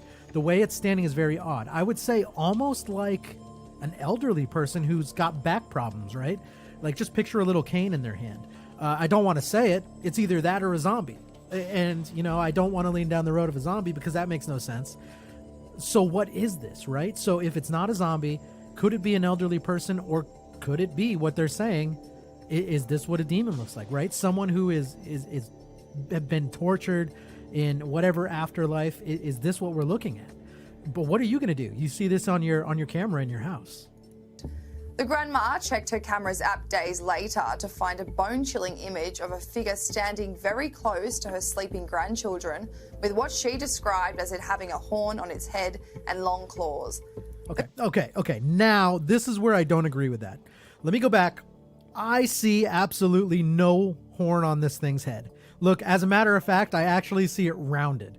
Here's the other thing. This looks like a baseball cap. Like I see a line right there, and I see kind of where you have the little spot where the Velcro, the thingy. It looks like that, and the hat's backwards. I don't necessarily see the claws. Like what I see right here is it kind of looks like it's like this, and what we're seeing right here, those are the railings in the back. I don't see the claws. I don't see the horns. I think someone saw something, they got scared, and then they just, their imagination took control. But what I will point out, other than the eyes, is the bottom. If you look at kind of like the feet and the head, that's all very solid. But now when you look at like the midsection, like the legs, it's starting to get a little bit transparent. So it's almost looking like it's more of that mist we were talking about earlier. The creature is captured standing awkwardly, looking upwards just before 3 a.m. Miss Mackenzie says when she tried to rid the house of the evil presence by burning oils, she claimed cabinets and curtains opened and closed and music began to play by itself. The grandmother insists the discovery has left her fearing for her grandchildren's lives and that the photo is real and could not be photoshopped because she does not have the technical know-how to change the image. Now, that's kind of what we're talking about right there. So, ladies and gentlemen, what do you think? What do we think? Leave it in the comments down below. I think this is real. I have no reason not to believe this. Now, it opens the door to a lot of questions. What is it? Right? What is it? I would, if this was me, now we're talking about what I would do in this scenario. First thing I would do, I would take this picture and I would go into old photo books. Anything I had, grandparents, great-grandparents, you know, whatever.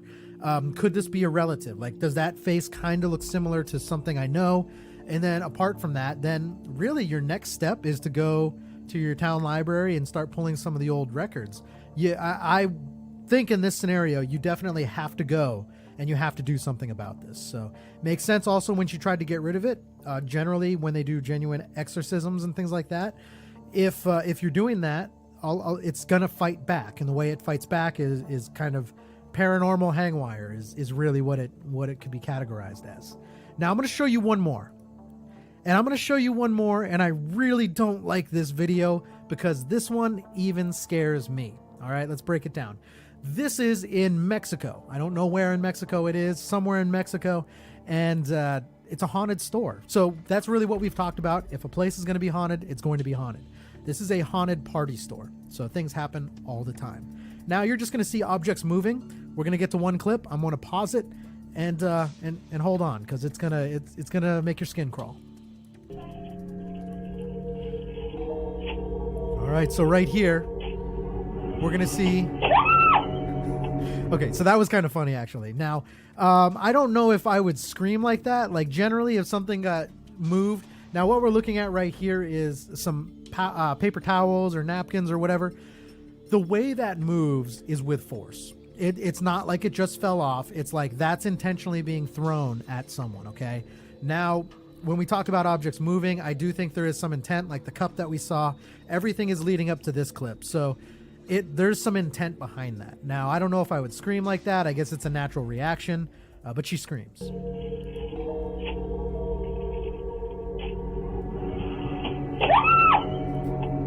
don't know why that makes me laugh, but it does. That's even funnier. Okay, now it's nighttime at the store. So we're in like the same party store. There's a lot of piñatas, which equally creepy, right? Dolls, piñatas, things like that, equally creepy. Check this out. It's going to be more objects moving.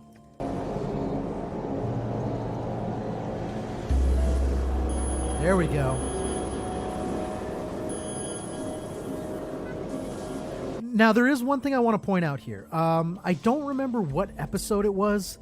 It might have been last episode, the barbershop, where I talked about the chandeliers. So when the ghost pulled that apron thing up on the barbershop chair, I was like, also look at the light. It started moving. So it's not uncommon for chandeliers, light fixtures, fans to kind of start moving when activity picks up. So I have a theory. So generally, and I've had a couple experiences with this, where something happens and the air around you gets colder or you start to feel a wind. It could be that. Now, this is an extreme scenario. So same concept as like I talked about with the light, the chandeliers, fans, all of this. This is now a piñata that just starts going hangwire. It's kind of crazy. But the other thing too is there's another piñata right next to it. So if it was the wind, you'd see something else blowing in there.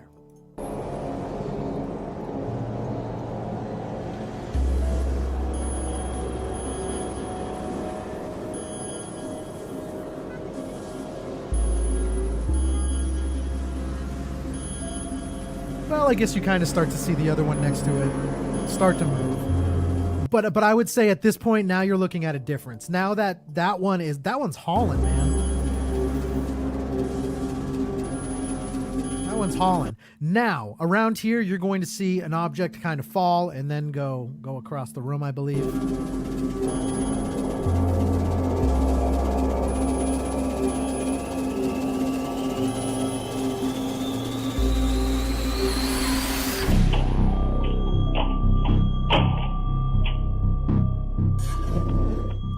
Now we're getting to the grand finale.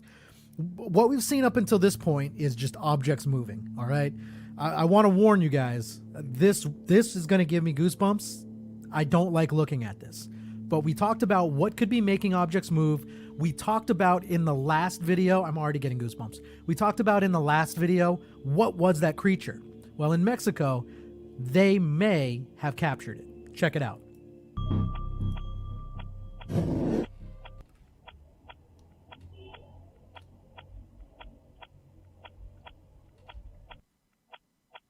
It's going to be right about here. Come on. Where is it? Okay, when that disappears, it should be there. There we go. Oof, I don't like looking at that.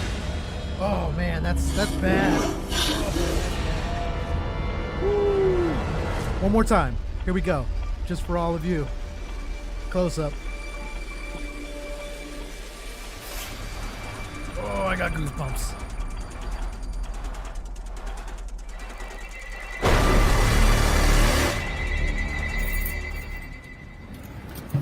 All right, so the rest of this, I'm not going to play kind of that as we get into that. The rest of this is kind of him doing a follow-up. He goes in the next morning and things are thrown all over the place. Woo, I've got goosebumps all over. I'm like, got goosebumps and sweating. I hate looking at that. We've talked about it in other episodes where it's the eyes, man, the eyes. That's kind of what gets me. I'm going to go back to it. Oh, it's right there. Oh, that gives me, I'm going to get off of that. That gives me such goosebumps. I don't like looking at it. I don't like it. But what if that's what was in the baby's room? I don't know.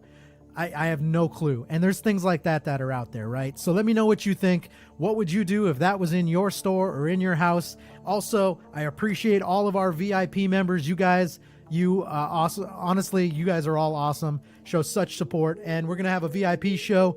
The next VIP show we do, I've got a surprise for everyone.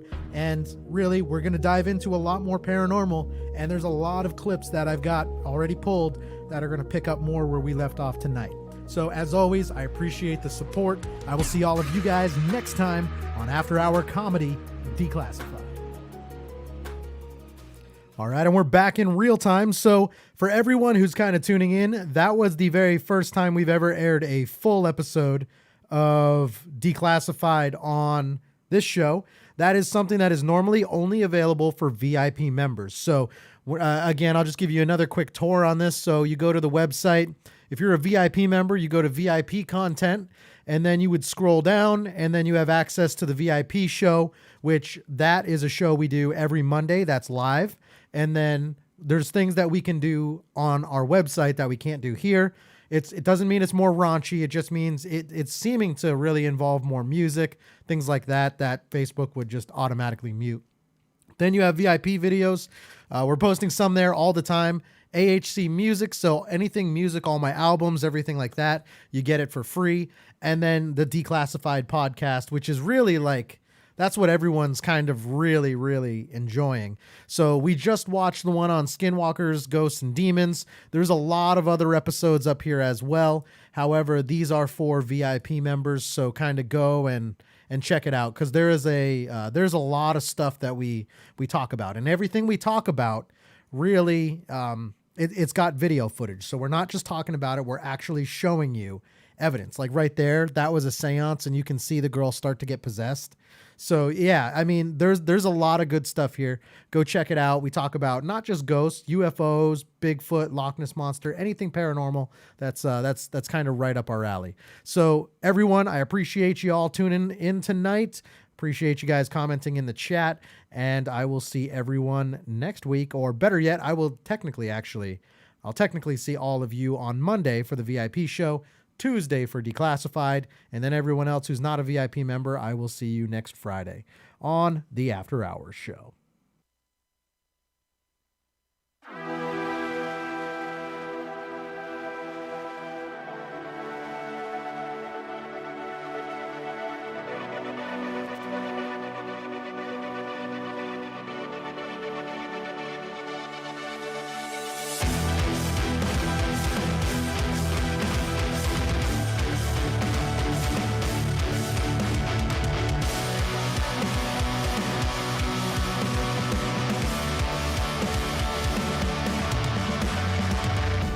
Don't try and call me.